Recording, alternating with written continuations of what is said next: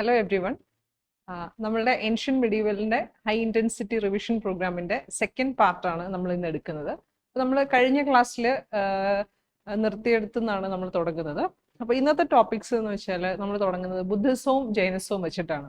അപ്പം ബുദ്ധിസം ജൈനസത്തെ കുറിച്ച് പറയുമ്പം നിങ്ങൾക്കറിയാം, എന്താ പറയുക, ഒരു 6th സെഞ്ച്വറി BC അല്ലെങ്കിൽ ഒരു 5th സെഞ്ച്വറി BC മുതലാണ് ഇത്തരത്തിലുള്ള മൂവ്മെന്റുകൾ വരുന്നത്, അല്ലേ? അപ്പൊ നമ്മൾ ഇതിനെ പൊതുവെ പറയുന്നൊരു പേര് നമ്മൾ എന്താണ് ഉപയോഗിക്കുക? നമ്മൾ പറയുന്നത് ശ്രമണ ട്രഡീഷൻസ് എന്നാണ്. അതായത് ഹിന്ദുയിസം അല്ലെങ്കിൽ വേദിക് കോൺസെപ്റ്റുകളിൽ ഊന്നിയ ഒരു ഒരു ഒരു കൾച്ചറിനെ നമ്മൾ എന്താ പറയാ, ബ്രാഹ്മണിക്കൽ റിലീജിയൻ എന്നൊക്കെ പറയുമ്പോൾ, എന്നാൽ നമ്മൾ ബുദ്ധിസം ജൈനിസം ഇവയൊക്കെ എന്താണ് പറയുക? ഇവര് വേദങ്ങളുടെ അതോറിറ്റി ഒപ്പോസ് ചെയ്ത മൂവ്മെന്റുകളാണ് നമ്മൾ ശ്രമണ മൂവ്മെന്റുകൾ എന്ന് പറയുക, അല്ലെ? അപ്പം ഏറ്റവും പ്രധാനപ്പെട്ട ഇന്ത്യൻ സബ് കോണ്ടിനെന്റിൽ വന്നിട്ടുള്ള 2 ശ്രമണ മൂവ്മെന്റുകളാണ് ബുദ്ധിസവും ജൈനിസവും. നമ്മളുടെ എക്സാം പോയിന്റ് ഓഫ് വ്യൂവിൽ നിന്നും വളരെ ഇമ്പോർട്ടൻ്റ് ആണ്. നമുക്ക് മിക്കവാറും എല്ലാ വർഷവും 1-2 ക്വസ്റ്റ്യൻസ് ബുദ്ധിസം ജൈനിസത്തിൽ നിന്ന് കിട്ടാറുണ്ട്.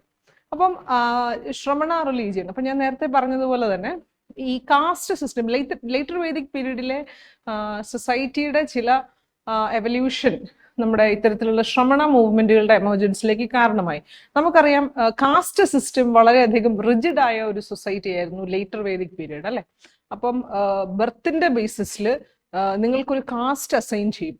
നിങ്ങൾ ജീവിതം തുടങ്ങുന്നത് മുതൽ ഒടുക്കം വരെ ആ ജാതി വ്യവസ്ഥയിൽ വേണം നിൽക്കാൻ.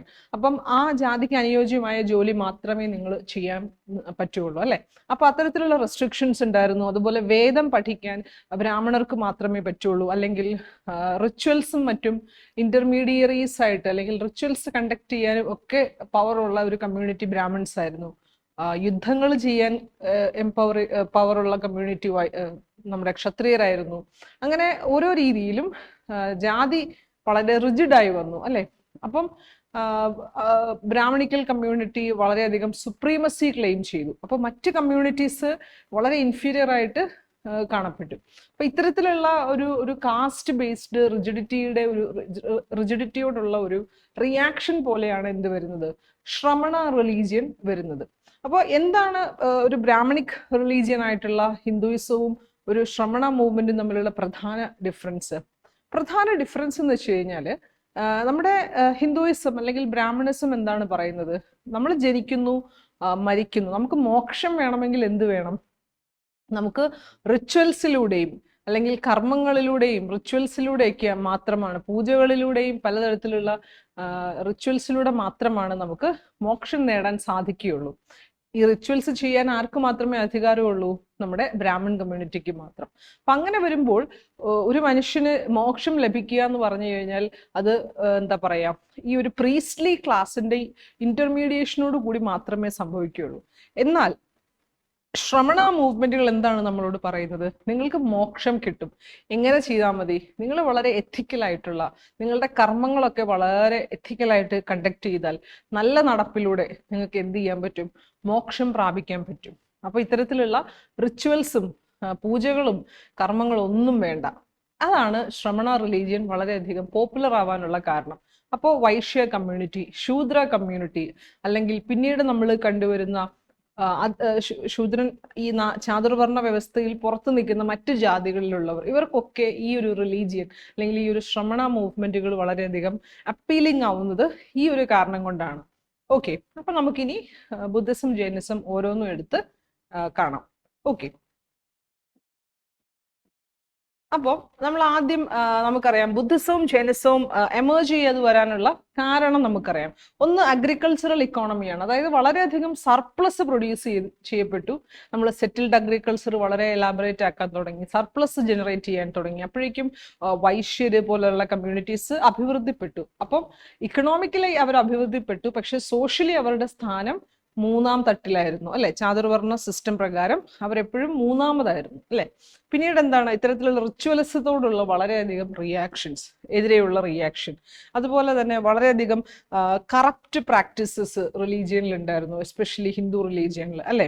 പിന്നെ കാസ്റ്റ് സിസ്റ്റത്തിന്റെ റിജിഡിറ്റി, അതുപോലെ തന്നെ ഇത്തരത്തിലുള്ള ഈ പൂജകളും കർമ്മങ്ങളും ഇതെല്ലാം സംസ്കൃതത്തിലായിരുന്നു. അപ്പൊ സാധാരണക്കാരൻ അത് ഫോളോ ചെയ്യാൻ വളരെ ബുദ്ധിമുട്ടായിരുന്നു. അതുപോലെ തന്നെ ഈ പറയുന്ന പോലെയുള്ള the emergence of various dynasties like the Mauryans, which readily patronized these kind of Shramana religions അല്ലെ. അപ്പൊ ഇത്തരത്തിലുള്ള റീസൺസ് ആണ് ഇത് ബുദ്ധിസവും ജൈനിസവും പോലുള്ള മതങ്ങൾ അത് എമർജ് ചെയ്യുമ്പോൾ മതമൊന്നും ആയിട്ടല്ല, പിന്നീടാണ് അതൊരു റിലീജിയൻ ആയിട്ട് കൺവേർട്ട് ആവുന്നത്. അപ്പം ഇങ്ങനെ ഇത്തരത്തിലുള്ള ശ്രമണ മൂവ്മെന്റുകൾ എമർജ് ചെയ്യുന്നത് ആ ഒരു കോണ്ടെക്സ്റ്റിലാണ്. ഇനി നമുക്ക് ബുദ്ധിസത്തെ കുറിച്ച് നോക്കാം. അപ്പം നമ്മൾ ബുദ്ധനെ കുറിച്ചുള്ള എല്ലാ ബേസിക്സും നമ്മൾ പഠിക്കണം. ഞാനിവിടെ നമ്മുടെ റിവിഷൻ ആയതുകൊണ്ട് തന്നെ ഫോക്കസ് ചെയ്യുന്നത് ബുദ്ധിസത്തിന്റെ കോർ ഫിലോസഫി, അങ്ങനത്തെ കുറച്ച് കാര്യങ്ങളായിരിക്കും. അപ്പോൾ നമ്മളുടെ ബുദ്ധൻ പറയുന്ന ചില പ്രിൻസിപ്പിൾസ് നമുക്ക് എന്താ പറയുക, നമ്മുടെ ഡെയിലി ലൈഫിൽ വളരെ അർത്ഥവത്തായിട്ടുള്ള കുറച്ച് കാര്യങ്ങളാണ്. അപ്പോൾ അദ്ദേഹം പറയുന്നതെന്ന് വെച്ച് കഴിഞ്ഞാൽ എന്താ പറയാ, ബുദ്ധിസത്തിൽ പറയുന്ന 2, 3, 4 പ്രിൻസിപ്പിൾസ് ഉണ്ട്. നമ്മൾ അതിനെ കോർ ടീച്ചിങ്സ് ഓഫ് ബുദ്ധിസം എന്നാ പറയാം. അതായത് ഒന്നാമത്തെ ഒരു ഐഡിയ, ബുദ്ധൻ പറയുന്ന പ്രധാനപ്പെട്ട ഒരു 3-4 ഐഡിയ ഉണ്ട്. അതിൽ ഒന്നാമത്തെ ഐഡിയ എന്ന് വെച്ച് കഴിഞ്ഞാൽ the world is full of sorrow. ഈ ലോകത്ത് മുഴുവൻ എന്താണ്, സങ്കടങ്ങളും പ്രശ്നങ്ങളും മാത്രമേ ഉള്ളൂ അല്ലെ. ഇനി എന്താണ് ഈ ദുഃഖത്തിന്റെ കാരണം? ദ കോസ് ഓഫ് സോറോ എന്ന് പറയുന്നത് എന്താണ്? നമ്മളുടെ ഡിസയർ ആണ്. അതായത് എല്ലാ മനുഷ്യനും അടങ്ങാത്ത ആഗ്രഹങ്ങളാണ്. ഒന്ന് കിട്ടിക്കഴിഞ്ഞാൽ മറ്റൊന്നിനോടുള്ള ആഗ്രഹം അല്ലെ. അപ്പം നമ്മളുടെ ആഗ്രഹങ്ങളും ഡിസയേഴ്സും എവിടെയും നിൽക്കുന്നില്ല. അപ്പൊ ഇങ്ങനെ ആഗ്രഹങ്ങൾ വരുന്നത് കൊണ്ടാണ്, അല്ലെങ്കിൽ ഇത്തരത്തിലുള്ള ഡിസയേഴ്സ് ആണ് നമ്മളുടെ എല്ലാ ദുഃഖങ്ങളുടെയും കാരണം. ഇനി എങ്ങനെയാ നമുക്ക് ഇത്തരത്തിലുള്ള ദുഃഖങ്ങളെ പ്രിവെന്റ് ചെയ്യാൻ പറ്റുന്നത്? എങ്ങനെയാണ്? ഇത്തരത്തിലുള്ള ആഗ്രഹങ്ങൾ, ഡിസയേഴ്സിനെ നിങ്ങൾ കൺട്രോൾ ചെയ്ത് കഴിഞ്ഞാൽ നിങ്ങൾക്ക് ദുഃഖത്തിനൊരു സൊല്യൂഷൻ കിട്ടും. ഇനി എങ്ങനെയാ നമ്മൾ ഈ ദുഃഖങ്ങളെയൊക്കെ പ്രിവെന്റ് ചെയ്യുക? അതിനൊരു ഒരു പാത്ത് വേണമല്ലോ. ആ പാത്താണ് നമ്മുടെ ബുദ്ധൻ പറഞ്ഞിട്ടുള്ള 8 ഫോൾഡ് പാത്ത് എന്ന് പറയുന്നത്. അപ്പം 8 മാർഗങ്ങളാണ് നമുക്ക് ഡിസയേഴ്സിനെ കൺട്രോൾ ചെയ്ത് നമ്മളുടെ ജീവിതത്തിൽ നിന്ന് ദുഃഖങ്ങളൊക്കെ എലിമിനേറ്റ് ചെയ്ത് വളരെ പീസ്ഫുൾ ആയിട്ടുള്ള ഒരു നല്ലൊരു ലൈഫ് ലീഡ് ചെയ്യാൻ പറ്റുന്ന 8 പാത്ത്. ഇതിനെയാണ് നമ്മൾ അഷ്ടാംഗ മാർഗം എന്ന് പറയുന്നത്, ബുദ്ധിസത്തിന്റെ അഷ്ടാംഗ മാർഗം. ഈ 8 കാര്യങ്ങൾ നിങ്ങൾ കറക്റ്റായിട്ട് ഒബ്സർവ് ചെയ്ത് കഴിഞ്ഞാൽ നിങ്ങൾക്ക് ലൈഫിൽ എന്ത് കിട്ടും? നിങ്ങളുടെ ഇത്തരത്തിലുള്ള സോറോയും ഡിസയേഴ്സും ഒക്കെ നിങ്ങൾക്ക് എസ്കേപ്പ് ചെയ്യാൻ പറ്റും. അപ്പം എന്താണ്? Right observation, right determination, speech, action, livelihood, exercise, memory, mediation, ഇങ്ങനെയുള്ള കാര്യങ്ങൾ, ഈ 8 കാര്യങ്ങൾ നിങ്ങൾ വളരെ കറക്റ്റായിട്ട് ചെയ്തു കഴിഞ്ഞാൽ നിങ്ങൾക്ക് ലൈഫിൽ എന്ത് കിട്ടും? നിങ്ങൾക്ക് നിർവ്വാണ കിട്ടും. അപ്പൊ ഇത്തരത്തിലുള്ള ഡിസയേഴ്സിൽ നിന്നും എസ്കേപ്പ് ആയി കഴിഞ്ഞാൽ, ഡിസയേഴ്സിൽ നിന്നും നമ്മൾ രക്ഷപ്പെട്ട് കഴിഞ്ഞാൽ ആ സ്റ്റേറ്റിനെയാണ് നമ്മൾ എന്തെന്ന് വിളിക്കുക? ബുദ്ധിസത്തില് നിർവ്വാണ എന്ന് വിളിക്കുക. It is a state where one is free from all the desires. എല്ലാത്തരം ഡിസയേഴ്സിൽ നിന്നും ഫ്രീ ആവുന്ന ഒരു അവസ്ഥയാണ് നമ്മൾ നിർവ്വാണ എന്ന് പറയുക ബുദ്ധിസത്തിൽ. ഓക്കെ, ഇനി നമ്മൾ അടുത്തൊരു കോൺസെപ്റ്റിലേക്ക് പോവുകയാണെന്നുണ്ടെങ്കിൽ, ഇനി എന്താണ് ബുദ്ധിസം ദൈവം എന്നൊരു കോൺസെപ്റ്റിനെ കുറിച്ച് പറയാം. അപ്പൊ ബുദ്ധിസം എന്താ പറയാ? ബുദ്ധിസം അങ്ങനെ ദൈവം എന്നൊരു കോൺസെപ്റ്റില് അധികം എംഫസൈസ് ചെയ്യുന്നില്ല. ദൈവം എന്ന് പറയുന്ന ഒരു എൻറ്റിറ്റി ഉണ്ടാകാം, പക്ഷെ എന്തല്ല, ദൈവം നമ്മളെ മോക്ഷത്തിലേക്ക് നയിക്കാൻ ദൈവത്തിന് സാധിക്കില്ല എന്നാണ് ബുദ്ധിസം പറയുന്നത്. അതായത് നിങ്ങൾക്ക് മോക്ഷം വേണമെങ്കിൽ നിങ്ങൾ ഈ അഷ്ടാംഗ മാർഗം അല്ലെങ്കിൽ ബുദ്ധൻ പറഞ്ഞിട്ടുള്ള ആ 8 കാര്യങ്ങൾ ചെയ്താൽ നിങ്ങൾക്ക് ഉറപ്പായിട്ടും മോക്ഷം കിട്ടും. അതിനെന്തിന്റെ ആവശ്യമില്ല? ഒരു ദൈവം എന്ന് പറയുന്ന ഒരു ഇന്റർമീഡിയറിയുടെ ആവശ്യമില്ല. മനസ്സിലാവുന്നുണ്ടോ? അല്ലെങ്കിൽ എല്ലാ തരത്തിലുള്ള സർവശക്തനായിട്ടുള്ള ഒരു ദൈവത്തിന്റെ ആവശ്യം നമുക്ക് വരുന്നില്ല. അതാണ് ബുദ്ധിസത്തിന്റെ കോൺസെപ്റ്റ് ഓൺ ഗോഡ് എന്ന് പറയുന്നത്. അതുപോലെ തന്നെ നമ്മൾ ബുദ്ധിസത്തെ കുറിച്ച് പറയുമ്പോൾ മറ്റൊരു ഇമ്പോർട്ടന്റ് ആസ്പെക്ട് എന്ന് പറയുന്നത് what is Buddhism's take on soul അല്ലെ. അപ്പം സോൾ എന്നൊരു കോൺസെപ്റ്റിലും ബുദ്ധിസം എംഫസൈസ് ചെയ്യുന്നില്ല. അതായത് ഇപ്പൊ ജൈനിസം പറയുന്നതെന്ന് വെച്ച് കഴിഞ്ഞാൽ, ഞാൻ ജൈനിസത്തിനകത്ത് സോൾ എന്ന് പറഞ്ഞ കൺസെപ്റ്റ് വളരെ ഇമ്പോർട്ടൻ്റ് ആണ്. അതായത് എല്ലാ ജീവജാലങ്ങൾക്കും അതിപ്പം ജീവനുള്ള വസ്തുക്കൾക്കും ജീവനില്ലാത്ത വസ്തുക്കൾക്കും എന്തുണ്ട്? സോൾ ഉണ്ട് എന്നാണ് നമ്മുടെ ജൈനിസം പറയുന്നത്. And that soul is permanent. നമ്മൾ ഈ പറയുന്ന എന്താ പറയാ സംസാര എന്ന് പറയുന്ന ഒരു കോൺസെപ്റ്റ് ശ്രമണ മൂവ്മെന്റിൽ വളരെ ഇമ്പോർട്ടന്റ് ആണ്. സംസാര എന്ന് വെച്ച് കഴിഞ്ഞാൽ എന്താണ്? The cycle of birth and rebirth. നിങ്ങളുടെ കർമ്മങ്ങൾ നിങ്ങൾ റെക്ടിഫൈ ചെയ്ത് അത് ക്ലിയർ ആക്കുന്നത് വരെ നിങ്ങൾ എന്ത് ചെയ്യും? നിങ്ങൾ ഇങ്ങനെ അടുത്ത ജന്മത്തിൽ പുനർജനിച്ചുകൊണ്ടേയിരിക്കും. അപ്പം എന്നാണോ നിങ്ങളുടെ കർമ്മങ്ങളെല്ലാം അല്ലെങ്കിൽ നമ്മൾ പറയത്തില്ലേ മുജ്ജന്മ പാപങ്ങളൊക്കെ നമ്മൾ കഴുകി കളയുന്നു, അപ്പോഴാണ് നിങ്ങളുടെ റീബർത്ത് ഉണ്ടാവാതിരിക്കുക. അല്ലെങ്കിൽ നിങ്ങൾ എന്ത് ചെയ്യും? വീണ്ടും വീണ്ടും ജനിച്ചുകൊണ്ടേയിരിക്കും. അപ്പം ആ ഒരു സൈക്കിൾ ഓഫ് ബർത്ത് ആൻഡ് റീബർത്തിനെയാണ് നമ്മൾ ബുദ്ധിസത്തിലും ജൈനിസത്തിലും നമ്മൾ സംസാര എന്ന് പറയുന്നത്. അപ്പോൾ നമ്മൾ ജൈനിസത്തിലേക്ക് വരുവാണെങ്കിൽ ഓരോ പുതിയ ബർത്തിലും അല്ലെങ്കിൽ ഓരോ നമ്മൾ പുനർജന്മം എടുക്കുമ്പോഴും നമ്മളുടെ സോൾ എന്ന് പറയുന്ന ഒരു എൻറ്റിറ്റി പെർമനന്റ് ആണ്. ഇപ്പം എനിക്ക് 3 ജന്മം ഉണ്ടെങ്കിലും ആ 3 ജന്മത്തിലും എൻ്റെ ആത്മാവ് എന്ന് പറയുന്ന ഒരു സാധനം സെയിം ആണ്. അത് സെയിം ആണ്. എന്നാൽ ബുദ്ധിസത്തിന്റെ ഒരു പ്രത്യേകത എന്ന് വെച്ച് കഴിഞ്ഞാൽ സോൾ ഉണ്ടാകാം, പക്ഷെ ആ സോൾ എന്തല്ല? അത് പെർമനന്റ് അല്ല. ഓക്കെ, അതുകൊണ്ട് തന്നെ ട്രാൻസ് മൈഗ്രേഷൻ ഓഫ് സോൾ എന്ന് പറയുന്ന ഒരു കോൺസെപ്റ്റ് ബുദ്ധിസത്തിൽ ഇല്ല. എന്നാൽ ജൈനിസത്തിൽ എന്തുണ്ട്? ട്രാൻസ് മൈഗ്രേഷൻ ഓഫ് സോൾ ഉണ്ട്. അതായത് നമ്മുടെ സോൾ പെർമനന്റ് ആണ്. അപ്പൊ എന്ത് ചെയ്യും? ഒരു ജന്മത്തിൽ നിന്ന് അടുത്ത ജന്മത്തിലേക്ക് നമ്മൾ ജനിക്കുമ്പോഴേക്കും പഴയ സോള് തന്നെ നമ്മളുടെ പുതിയ ജന്മത്തിലേക്ക് നമുക്ക് കിട്ടും. അപ്പം അതാണ് ഈ ഒരു സോൾ എന്ന് പറയുന്ന ഒരു കോൺസെപ്റ്റ് ബുദ്ധിസത്തിലും ജൈനിസത്തിലും ഉള്ള ഡിഫറൻസ്. ഇനി നമ്മൾ പറയുകയാണെന്നുണ്ടെങ്കിൽ ബുദ്ധൻ ചില കോഡ് ഓഫ് കോണ്ടക്ട് അദ്ദേഹത്തിന്റെ ഫോളോവേഴ്സിന് സജസ്റ്റ് ചെയ്തിട്ടുണ്ട്. അപ്പോൾ ബുദ്ധിസം ഫോളോ ചെയ്യുന്ന അല്ലെങ്കിൽ നമ്മൾ ബുദ്ധിസ്റ്റ് സംഘയിൽ ജോയിൻ ചെയ്യുകയാണെന്നുണ്ടെങ്കിൽ അല്ലെങ്കിൽ ബുദ്ധിസത്തിന്റെ ഫോളോവർ ആണെങ്കിൽ കൂടിയും നിങ്ങൾ ചില കാര്യങ്ങൾ കറക്റ്റായിട്ട് ഫോളോ ചെയ്യണം. അതാണ് നമ്മൾ നോക്കാൻ പോകുന്നത്. എന്തൊക്കെയാണ് important Buddhist code of conduct എന്നുള്ളതാണ്. അപ്പൊ എന്താണ്? Do not covet the property of others, do not commit violence, do not use intoxicants, do not speak a lie, do not indulge in corrupt practices. അപ്പം ഇതെല്ലാമാണ് ബുദ്ധിസത്തിന്റെ പ്രധാനപ്പെട്ട code of conduct എന്ന് പറയുക. അപ്പം ഇതിനകത്ത് നിങ്ങൾ നോക്കുകയാണെന്നുണ്ടെങ്കിൽ ഡു നോട്ട് കമ്മിറ്റ് വയലൻസ് എന്ന് പറയുന്നുണ്ട്. അപ്പം വയലൻസിനെ ബുദ്ധിസം എതിർക്കുന്നുണ്ട്. എന്നാൽ ബുദ്ധിസവും ജൈനിസവും തമ്മിൽ ഇങ്ങനത്തെ ഈ വയലൻസ് എന്ന് പറയുന്ന ഒരു കാര്യത്തിൽ ചില ഡിഫറൻസുകളുണ്ട്. അപ്പം ജൈനിസം എന്ന് പറയുന്നത് നമ്മൾ നേരത്തെ പറഞ്ഞ പോലെ എല്ലാ ജീവനുള്ള വസ്തുവിനും ജീവനില്ലാത്ത വസ്തുവിനും വരെ സോൾ ഉണ്ടെന്നാണ് പറയുന്നത്. അപ്പം ജൈനിസത്തിൽ വയലൻസിന് വളരെ എക്സ്ട്രീം ഒരു സ്റ്റാൻഡാണ് അവരെടുക്കുക. അതായത് നമ്മളിപ്പോൾ നടന്നു പോകുമ്പോൾ പോലും നമ്മളുടെ കാൽപാദം മണ്ണിലൊക്കെ പതിക്കുമ്പോൾ അവിടെയുള്ള മൈക്രോ ഓർഗാനിസംസിനെ പോലും സൂക്ഷ്മ ജീവജാലങ്ങളെ പോലും നമ്മൾ വേദനിപ്പിക്കുന്നു എന്നൊരു കോൺസെപ്റ്റാണ്. അതുപോലെ കൃഷി ചെയ്യുമ്പോൾ നമ്മൾ എന്താ പറയുക, നിലമൊഴുകുന്നു അല്ലെങ്കിൽ പലതരത്തിലുള്ള കള പറിച്ച് കളയുന്നു, അങ്ങനെയുള്ള കുറെ കാര്യങ്ങൾ നമ്മൾ ചെയ്യുമല്ലോ. ഈവൻ അതുപോലും ആ ജീവജാലങ്ങളെ നമ്മൾ വേദനിപ്പിക്കുന്നതിന് തുല്യമാണ്. Even that is also kind of violence എന്ന് പറയുന്നതാണ് നമ്മുടെ ജൈനിസം. എന്നാൽ ബുദ്ധിസത്തില് കുറച്ചുകൂടെ ഒരു ലിബറൽ അപ്രോച്ചാണ്. അതായത് നിങ്ങൾ വയലൻസ് കാണിക്കരുത്, പക്ഷെ ഇപ്പം എന്താ പറയുക, കൃഷി ചെയ്യുന്നത് ബുദ്ധിസത്തിൽ അലൗഡ് ആണ്. അല്ലെങ്കിൽ ഇപ്പം ഈവൻ ഭക്ഷിക്കാൻ വേണ്ടി നിങ്ങൾ മാംസം അല്ലെങ്കിൽ ഒരു മൃഗത്തെ കൊല്ലുകയാണെന്നുണ്ടെങ്കിൽ അതും ഒരു എന്താണ് ബുദ്ധിസത്തിലൊക്കെ അക്സെപ്റ്റഡ് ആണ്. ഭക്ഷിക്കാൻ വേണ്ടിയാണെങ്കിൽ അത് അക്സെപ്റ്റഡ് ആണ്. എന്നാൽ ജൈനിസത്തിലേക്ക് വരുമ്പോൾ നോൺ വയലൻസ് എന്ന് പറയുന്ന ഒരു കോൺസെപ്റ്റ് വളരെ എക്സ്ട്രീമാണ്. അതായത് ഏറ്റവും സസൂക്ഷ്മമായിട്ട് വേണം നമ്മൾ നോൺ വയലൻസ് എന്ന് പറയുന്ന ഒരു പ്രിൻസിപ്പിള് ഫോളോ ചെയ്യാൻ ജൈനിസത്തില്. ബുദ്ധിസത്തില് അത്രയുമില്ല, കുറേശ്ശെയൊക്കെ ഒരു ലിബറൽ ഒരു സ്റ്റാൻഡാണ് ബുദ്ധിസം എടുക്കുന്നത്. ഇനി നമ്മൾ അടുത്തൊരു ഇതിലേക്ക് ഒരു എക്സാം പോയിന്റ് ഓഫ് വ്യൂവിൽ നിന്ന് നമ്മൾ നോക്കുമ്പോൾ നമ്മൾ പഠിക്കുന്ന ഒരു കാര്യമാണ് 4 ബുദ്ധിസ്റ്റ് കൗൺസിലുകളുണ്ട് അല്ലെ. അതായത് ബുദ്ധിസത്തിന്റെ ടീച്ചിങ്സും അവരുടെ ബുക്സും കാര്യങ്ങളും ഒക്കെ നമ്മൾ കമ്പൈൽ ചെയ്യുന്ന കൗൺസിൽസ് ആണ് നമ്മൾ ബുദ്ധിസ്റ്റ് കൗൺസിൽസ് എന്ന് പറയാം. അപ്പോൾ ബുദ്ധിസ്റ്റ് കൗൺസിൽസിന്റെ പ്രത്യേകത 4 കൗൺസിൽസ് സംഘടിപ്പിച്ചിട്ടുണ്ട്. അതിലേറ്റവും ആദ്യത്തത് നിങ്ങൾക്കറിയാം എന്താണ്, രാജഗൃഹയില്. പഴയ പാടലിപുത്രയുടെ പഴയ പേരാണ് രാജഗൃഹ. അത് ഏത് രാജാവിന്റെ കാലത്തായിരുന്നു? അജാതശത്രു. ആരുടെ പ്രസിഡൻസ്, ഏത് ബുദ്ധിസ്റ്റ് മോങ്ക് ആണെന്ന് പ്രിസൈഡ് ചെയ്യുന്നത്? മഹാകശ്യപ. അതുപോലെ ഇതിന്റെ ഏറ്റവും വലിയ പ്രത്യേകത എന്താണ്?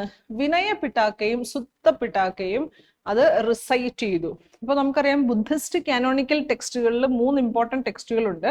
വിനയ പിട്ടാക്ക, സുത്ത പിട്ടാക്ക, അതുപോലെ തന്നെ അഭിധമ്മ പിട്ടാക്ക, അല്ലെ? അപ്പൊ അതില് വിനയ പിട്ടാക്കയും സുത്ത പിട്ടാക്കയും എന്ത് ചെയ്യുന്നു? ഇവിടെ റിസൈറ്റ് ചെയ്ത് കമ്പൈൽ ചെയ്യുന്നുണ്ട്.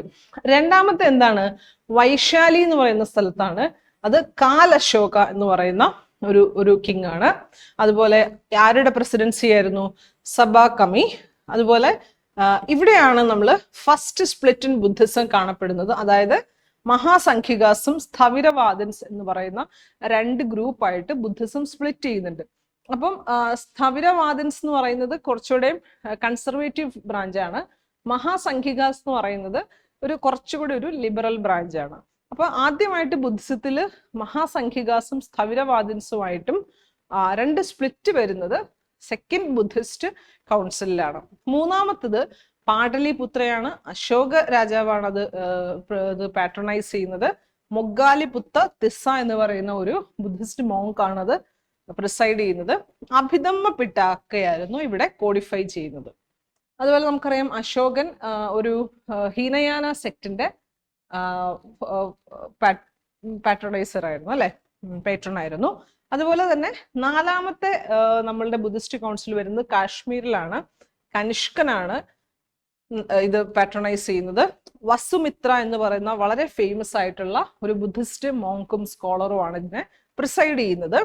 ഇതിന്റെ പ്രത്യേകത എന്താണ്? Division between Hinayana and Mahayana sect. ബുദ്ധിസത്തിലെ ഒരു പ്രധാനപ്പെട്ട മേജർ 2 ഡിവിഷൻസ് ആണ് ഹീനയാനയും മഹായാനയും. അപ്പൊ കനിഷ്ക രാജാവിന്റെ സമയത്താണ് 4th ബുദ്ധിസ്റ്റ് കൗൺസിലാണ് ഹീനയാനയായിട്ടും മഹായാനയായിട്ടും ബുദ്ധിസം സ്പ്ലിറ്റ് ചെയ്യുന്നത്. ഓക്കെ, അപ്പൊ ഇത് നമുക്ക് എക്സാം പോയിന്റ് ഓഫ് വ്യൂവിൽ നിന്ന് വളരെ ഇമ്പോർട്ടൻ്റ് ആയിട്ടുള്ള ഒരു ഏരിയ ആണ്. ഇനി നമ്മൾ നേരെ ബുദ്ധിസ്റ്റ് ടെക്സ്റ്റുകളിലേക്ക് വരുവാണെന്നുണ്ടെങ്കിൽ, ഞാൻ നേരത്തെ ഒന്ന് മെൻഷൻ ചെയ്തായിരുന്നു, നമ്മൾ ഒരു ടെക്സ്റ്റുകളെ നമുക്ക് 2ആയിട്ട് തിരിക്കാം. കാനോണിക്കൽ ടെക്സ്റ്റുകളെന്നും നോൺ കാനോണിക്കൽ ടെക്സ്റ്റുകളെന്നും. കാനോണിക്കൽ ടെക്സ്റ്റുകൾ എന്ന് വെച്ച് കഴിഞ്ഞാൽ എന്താണ്? ആ റിലീജിയന്റെ കോർ ഫിലോസഫീസും പ്രിൻസിപ്പിൾസും മറ്റും വിശദീകരിക്കുന്ന ബുക്കുകളാണ് നമ്മൾ കാനോണിക്കൽ ടെക്സ്റ്റുകൾ എന്ന് പറയാം. മറ്റ് നോൺ കാനോണിക്കൽ എന്ന് പറയുമ്പോഴേക്കും കോർ റിലീജിയസ് പ്രിൻസിപ്പിൾസ് ആയിരിക്കില്ല, എന്നാൽ ആ റിലീജിയന്റെ മായി ബന്ധപ്പെട്ടിട്ടുള്ള ബുക്ക് തന്നെ ആയിരിക്കും. അപ്പൊ അതാണ് കനോണിക്കലും നോൺ കനോണിക്കലും. ബുദ്ധിസത്തെ സംബന്ധിച്ച് കനോണിക്കൽ ടെക്സ്റ്റുകൾ 3 എണ്ണമാണ്. നമ്മൾ നേരത്തെ ഒന്ന് മെൻഷൻ ചെയ്തായിരുന്നു. വിനയ പിട്ടാക്ക, സുത്ത പിട്ടാക്ക, അതുപോലെ അഭിധമ്മ പിട്ടാക്ക. വിനയ പിട്ടാക്ക എന്ന് വെച്ച് കഴിഞ്ഞാൽ ഒന്നുമില്ല, എന്താണ്? It contains the rules and code of conduct for monks and nuns. അതായത് നമുക്കറിയാം ബുദ്ധിസത്തില് സംഘ, അല്ലെ? ബുദ്ധിസ്റ്റ് സംഘ എന്ന് പറയുന്നത് വളരെ ഇമ്പോർട്ടൻ്റ് ആണ്. മോങ്സിന്റെയും അതുപോലെ നൺസിന്റെയും ഒരു ഗ്രൂപ്പിനെയാണ് നമ്മൾ സംഘ എന്ന് പറയുന്നത്, അല്ലെ? അപ്പൊ അവർക്കുള്ള റൂൾസും കോഡ് ഓഫ് കോണ്ടക്റ്റുമാണ് ഇതിൽ പറയാം. ഇനി പതിമൊക്ക എന്ന് പറയുന്നത് എന്താണ്? It is nothing but a code of monastic discipline and it is part of the Vinaya Pitaka. അപ്പൊ ബുദ്ധിസത്തില് പതിമൊക്ക എന്ന് വെച്ച് കഴിഞ്ഞാല് it is a code of conduct for the monks and nuns in Buddhism and that is part of the Vinaya Pitaka. ഇനി സുത്ത പിട്ടാക്ക എന്ന് പറയുമ്പോഴേക്കും it contains the teachings and sermons of Buddha. ബുദ്ധൻ പറഞ്ഞിട്ടുള്ള അദ്ദേഹത്തിന്റെ ടീച്ചിങ്സും സെർമൺസും ഒക്കെയാണ് എവിടെയുള്ളത്? സുത്ത പിട്ടാക്കയിലുള്ളത്. And that is divided into 5 നിക്കായാസ്. 5 നിക്കായകളായിട്ട്, അതായത് ഗ്രൂപ്പുകളായിട്ട്. അപ്പൊ അതിനെ വിളിക്കുന്നൊരു പേരാണ് നിക്കായാസ്. അപ്പൊ എന്തൊക്കെയാണ് കളക്ഷൻസ്? ദിഘ നികായ, മധ്യമ നികായ, സംയുക്ത നികായ, അങ്കൂത്തര നികായ ആൻഡ് ഖുദ്ദാക നിക്കായ. ഇങ്ങനെ 5 നിക്കായാസ് ആയിട്ട് നമ്മുടെ സുത്ത പിട്ടാക്കയെ തിരിച്ചിട്ടുണ്ട്. അപ്പൊ നമ്മൾ എവിടെയെങ്കിലും ഒരു ക്വസ്റ്റ്യനിൽ നികായ എന്ന് പറയുന്ന ഒരു സഫിക്സ് കാണുകയാണെന്നുണ്ടെങ്കിൽ നമ്മൾ അപ്പോഴേ മനസ്സിലാക്കണം it is related to Buddhism. അതുപോലെ തന്നെ അടുത്തത് അഭിധമ്മ പിത്താക്ക. അഭിധമ്മ പിത്താക്ക എന്ന് വെച്ച് കഴിഞ്ഞാല് ബുദ്ധന്റെ ടീച്ചിങ്സിന്റെ ഫിലോസഫിക്കൽ ഇന്റർപ്രിട്ടേഷൻസ് ആണ് നമ്മൾ അഭിധമ്മ പിത്താക്കയിൽ കാണുന്നത്. അപ്പൊ it contains the philosophical and psychological analysis of Buddha's teachings. ബുദ്ധന്റെ സെർമൺസ്, പ്രിൻസിപ്പിൾസ്, അദ്ദേഹത്തിന്റെ കാര്യങ്ങളുടെ വളരെ ഫിലോസഫിക്കൽ ആയിട്ടുള്ള അനാലിസിസുകളാണ് ഇവിടെ നടക്കുക, അഭിധമ്മ പിട്ടാക്കയിൽ നടക്കുക. അതുകൊണ്ടാണ് അത് ലേറ്റസ്റ്റ് ആയിട്ട് കമ്പൈൽ ചെയ്യപ്പെടുന്നത്. നിങ്ങൾക്ക് മനസ്സിലാക്കാൻ പറ്റും. നമ്മൾ ബുദ്ധിസ്റ്റ് കൗൺസിൽ പഠിക്കുമ്പോൾ 3ാമത്തെ കൗൺസിലാണ് അഭിധമ്മ പിട്ടാക്ക കമ്പൈൽ ചെയ്യപ്പെടുന്നത് അല്ലേ. അതുപോലെ നമ്മളിപ്പം ഇതിൻ്റെ ഒരു ഇമ്പോർട്ടൻസ് എന്താണെന്ന് വെച്ച് കഴിഞ്ഞാൽ recently Pali has been declared as A classical language. നമുക്കറിയാം ബുദ്ധൻ സംസാരിച്ചിരുന്നതും പ്രീച്ച് ചെയ്തിരുന്നതും ഒക്കെ പ്രാകൃത് ലാംഗ്വേജ് ആയിരുന്ന പാലിയിലായിരുന്നു അല്ലേ. അപ്പോൾ recently Pali had been declared as A classical language. Okay, ഇനി നമുക്ക് അടുത്ത ഏരിയയിലേക്ക് നോക്കാം. നമ്മൾ പറയുന്നതെന്ന് വെച്ചാൽ നമുക്കറിയാം ബുദ്ധിസത്തിൽ ഞാൻ നേരത്തെ മെൻഷൻ ചെയ്തിരുന്നു 2 പ്രധാനപ്പെട്ട ഡിവിഷൻസ് ഉണ്ട്, ഹീനയാന സെക്റ്റും മഹായാന സെക്റ്റും. അതിൽ ഹീനയാന കുറച്ചുകൂടെ ഒരു കൺസർവേറ്റീവ് ആയിട്ടുള്ള സെക്റ്റാണ്, മഹായാന ഇത്തിരിയോടെ ലിബറൽ ആണ്. അപ്പൊ നമുക്ക് എന്താണ് ഹീനയാന മഹായാന സെക്റ്റിന്റെ മെയിൻ ഡിഫറൻസുകൾ നമുക്ക് നോക്കാം. അപ്പം എന്താണ് Hinayana sect? Hinayana sect it is also known as the lesser vehicle എന്നാണ്. അതായത് ഹീനയാന സെക്റ്റിനകത്ത് പറയുന്നതെന്ന് വെച്ച് കഴിഞ്ഞാൽ ഇൻഡിവിജ്വൽ നിർവ്വാണയെ കുറിച്ചാണ്. അതായത് നമ്മൾ ഓരോരുത്തരും റൈറ്റ് കോണ്ടക്റ്റിലൂടെ അല്ലെങ്കിൽ എന്താ പറയുക അഷ്ടാംഗ മാർഗം സ്വീകരിച്ച് നമ്മൾ ഓരോരുത്തരും ഇൻഡിവിജ്വൽ ആയിട്ട് നിർവ്വാണം നേടുക എന്നുള്ളൊരു ഐഡിയ ആണ് നമ്മുടെ ഹീനയാന പറയുന്നത്. അതേസമയം മഹായാന എന്ന് പറയുന്ന ആ വേർഡിന്റെ അർത്ഥം തന്നെ ബിഗർ വെഹിക്കിൾ എന്നാണ്. അതായത് നമ്മൾ ഈ പറയുന്ന ബോധിസത്വാസ് എന്ന് പറയുന്ന ആളുകളുണ്ടല്ലോ, ബോധിസത്വാസ് എന്ന് പറയുന്ന ആളുകൾ എന്ത് ചെയ്യുന്നു, മറ്റ് ഫോളോവേഴ്സിനെയും കൂടി നിർവ്വാണം അറ്റൈൻ ചെയ്യിപ്പിക്കാൻ അവരുടെ സ്വയം നിർവ്വാണയെ ഡിലേ ചെയ്യിപ്പിക്കുന്ന ആളുകളെയാണ് നമ്മൾ ബോധിസത്വാസ് എന്ന് പറയുന്നത്. അപ്പൊ ഈ കോൺസെപ്റ്റ് ഓഫ് ബോധിസത്വാസ് എമർജ് ചെയ്യുന്നത് നമ്മുടെ മഹായാന സെക്റ്റിലാണ്. അപ്പം ബോധിസത്വാസിന്റെ ജോലി എന്താണ്? തൻ്റെ കൂടെയുള്ള മറ്റു ഫോളോവേഴ്സിനെ നിർവ്വാണ അച്ചീവ് ചെയ്യാൻ ഹെൽപ്പ് ചെയ്യുക. അപ്പൊ അതിനുവേണ്ടി സ്വന്തം നിർവ്വാണം അച്ചീവ് ചെയ്യുന്നതിനെ ലേറ്റ് ആക്കുന്ന അല്ലെങ്കിൽ ഡിലേ ചെയ്യുന്ന ആളുകളെയാണ് നമ്മൾ ബോധിസത്വാസ് എന്ന് പറയാം. അപ്പം it is also known as the greater vehicle ഏതാണ്? ഹീനയാന. അപ്പം so that they can carry more people towards നിർവ്വാണം. അതാണ് ആ ഒരു ഐഡിയ ഹീനയാന മഹായാന.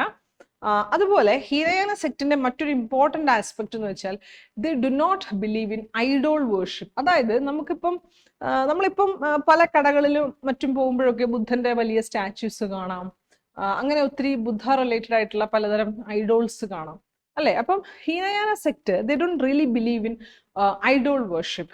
അതായത് ബുദ്ധനെ അവര് വളരെയധികം റെസ്പെക്ട് ചെയ്യുന്നുണ്ട്. ബുദ്ധനുമായി അസോസിയേറ്റ് ചെയ്യുന്ന സിമ്പിൾസ്, ഇപ്പം എന്താ പറയാ അദ്ദേഹത്തിന്റെ ഫുട് പ്രിന്റ്സ് അല്ലെങ്കിൽ അദ്ദേഹത്തിന്റെ എന്താ പറയാ റെലിക്സ്, ഇതെല്ലാം അവർ റെസ്പെക്ട് ചെയ്യുന്നുണ്ട്. പക്ഷെ എന്തില്ല, ബുദ്ധന്റെ ഇമേജിനെ ഇവര് വേർഷിപ്പ് ചെയ്യുന്നില്ല. അതാണ് ഒരു ഡിഫറൻസ്. എന്നാൽ മഹായാന സെക്റ്റിലേക്ക് വരുമ്പോഴേക്കോ the sect believes in idol worship. ഈ സെക്റ്റാണ് ബുദ്ധന്റെ വിഗ്രഹങ്ങളും ഐഡോൾസിനെയൊക്കെ പ്രതിഷ്ഠിച്ച് അതിനെ വേർഷിപ്പ് ചെയ്യുന്നത്. അതാണ് ഒരു പ്രധാനപ്പെട്ട ഡിഫറൻസ്. ഞാൻ നേരത്തെ പറഞ്ഞതുപോലെ ഹീനയാന സെക്ട് അശോകൻ പാട്രണൈസ് ചെയ്തൊരു സെക്റ്റാണ്. എന്നാൽ പിന്നീട് വരുന്ന അദ്ദേഹത്തിന് ശേഷം വരുന്ന കനിഷ്ക രാജാവാണ് നമ്മളുടെ മഹായാന സെക്റ്റിനെ വളരെയധികം പാട്രണൈസ് ചെയ്യുന്നത്. Hinayana scholars used Pali as a medium of propagation. എന്നാൽ മഹായാന സ്കോളേഴ്സ് മേജർലി യൂസ് ചെയ്തിരുന്നത് സംസ്കൃത് ആണ് as a medium of propagation. അപ്പൊ ഇതാണ് മെയിൻ ആയിട്ടുള്ള ഹീനയാന മഹായാന ഡിഫറൻസ് എന്ന് പറയുന്നത്. ഇനി നമ്മൾ നോക്കുന്നത് നമ്മളുടെ എക്സാമിനേഷൻ പലപ്പോഴും നമ്മൾ കണ്ടിട്ടുണ്ട്. നമ്മൾ PYQs എടുത്ത് നോക്കുവാണെങ്കിൽ പല ബുദ്ധിസ്റ്റ് ടെക്സ്റ്റുകൾ ക്വസ്റ്റ്യൻസിൽ നമുക്ക് വരാറുണ്ട്. അപ്പം വളരെ ഇമ്പോർട്ടൻ്റ് ആയിട്ടുള്ള ഒരു 5-6 എണ്ണം ഞാൻ കമ്പൈൽ ചെയ്ത് വെച്ചിട്ടുണ്ട്. നിങ്ങൾ ചെയ്യേണ്ടത് PYQs വന്നിട്ടുള്ള മറ്റ് ടെക്സ്റ്റുകളെയും കൂടി നിങ്ങളൊന്ന് ചെറുതായിട്ടൊരു ഷോർട്ട് നോട്ട് ഉണ്ടാക്കി പ്രിപ്പയർ ചെയ്ത് വെക്കണം. ഓക്കെ, അപ്പൊ നമുക്ക് നോക്കാം ഏതൊക്കെയാ പ്രധാനപ്പെട്ട ബുദ്ധിസ്റ്റ് ടെക്സ്റ്റുകൾ എന്ന്.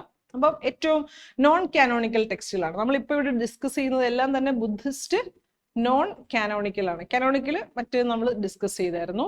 അപ്പം നോൺ കാനോണിക്കൽ ടെക്സ്റ്റുകളിൽ ഏറ്റവും ആദ്യം പറയുന്നത് ദീപവംശയും മഹാവംശയുമാണ് അല്ലെ. അപ്പൊ ദീപവംശ മഹാവംശ ഇത് 3rd to 4th century AD compile ചെയ്തു എന്ന് വിശ്വസിക്കുന്നു. അതുപോലെ മഹാവംശം ഒരു 5th century AD കമ്പൈൽ ചെയ്തെന്ന് വിശ്വസിക്കുന്നു. ദീപവംശയുടെ പ്രത്യേകത എന്ന് വെച്ച് കഴിഞ്ഞാൽ it is the oldest historical record of Sri Lanka. ഇതിന്റെ പ്രത്യേകത എന്താണ്?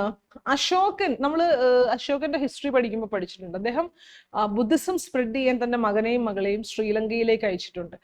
ആ ഇൻസിഡൻസും അല്ലെങ്കിൽ ആ കാര്യങ്ങളൊക്കെ ഡിസ്ക്രൈബ് ചെയ്യുന്നത് എവിടെ നിന്നാണ്? ദീപവംശയിൽ അത് ഡിസ്കസ് ചെയ്യുന്നുണ്ട്. അപ്പം ദി അറൈവൽ ഓഫ് തേരി സംഘമിത്ര. തെറി എന്ന് വെച്ച് കഴിഞ്ഞാൽ എന്താണ്? ബുദ്ധിസത്തില് നമ്മള് വളരെ എന്താ പറയാ സുപ്പീരിയർ ആയിട്ടുള്ള നൺസിനെയാണ് നമ്മൾ തെറി എന്ന് വിളിക്കുക, അല്ലെ? അപ്പം അതായത് ആ ബുദ്ധിസ്റ്റ് നൺസിന്റെ ഓർഡറിൽ ഏറ്റവും സുപ്രീമസി ഉള്ള, ഏറ്റവും സുപ്പീരിയർ ആയിട്ടുള്ള ആളുകളെ നമ്മൾ തെറീസ് എന്ന് വിളിക്കുക. അപ്പം തെറി സംഘമിത്ര. സംഘമിത്ര എന്ന് പറയുന്നത് ആരാണ്? ഡോട്ടർ ഓഫ് അശോകയാണ്. And the book is written in Pali. ഇനി മഹാവംശത്തിലേക്ക് വരുമ്പോഴേക്കോ അഗെയിൻ എംപറർ അശോകയുടെ ശ്രീലങ്കൻ എക്സ്പെഡിഷനെ കുറിച്ചൊക്കെയാണ് ഇതിൽ പറയുന്നത്. Okay, and the establishment of a Mahavihara in Sri Lanka. അതൊക്കെയാണ് നമ്മുടെ മഹാവംശത്തിൽ മെൻഷൻ ചെയ്യുന്ന കാര്യങ്ങൾ. Again this is written in Pali. പിന്നെ നമ്മൾ പഠിക്കുന്ന ഒരു പ്രധാനപ്പെട്ട ഒരു ടെക്സ്റ്റ് ആണ് മിലിന്ദ പാൻഹോ, അല്ലെ? നമ്മുടെ ഒരു ഇൻഡോ ഗ്രീക്ക് കിങ് ആയിട്ടുള്ള മെനാൻഡർ വൺ ആണ്. അദ്ദേഹം നാഗസേന എന്ന് പറയുന്ന ഒരു ബുദ്ധിസ്റ്റ് മോങ്കുമായിട്ട് നടത്തുന്ന ഒരു ഡിസ്കഷൻസ് ആണ്, അല്ലെ? അപ്പൊ അതിനുശേഷം അദ്ദേഹം എന്ത് ചെയ്യുന്നു? ബുദ്ധിസത്തിലോട്ട് കൺവേർട്ട് ആവുന്നുണ്ട്. അപ്പൊ ആ ബുക്കാണ്. അപ്പൊ മിലിന്ദ പാൻഹോ എന്ന് വെച്ച് കഴിഞ്ഞാൽ എന്താണ്? ദ ക്വസ്റ്റ്യൻസ് ഓഫ് മിലിന്ദ എന്നുള്ള അർത്ഥമാണ്. അപ്പൊ അത് ഏകദേശം 1st സെഞ്ച്വറി BC അല്ലെങ്കിൽ 2nd സെഞ്ച്വറി AD അതിനിടയിൽ കമ്പൈൽ ചെയ്യപ്പെട്ടതായിട്ടാണ് നമ്മൾ വിശ്വസിക്കുന്നത്. അപ്പോൾ it's A series of discussions on points of Dhamma between the Indian Buddhist sage Nagasena and Indo-Greek king Menander. Again, this is compiled in Pali.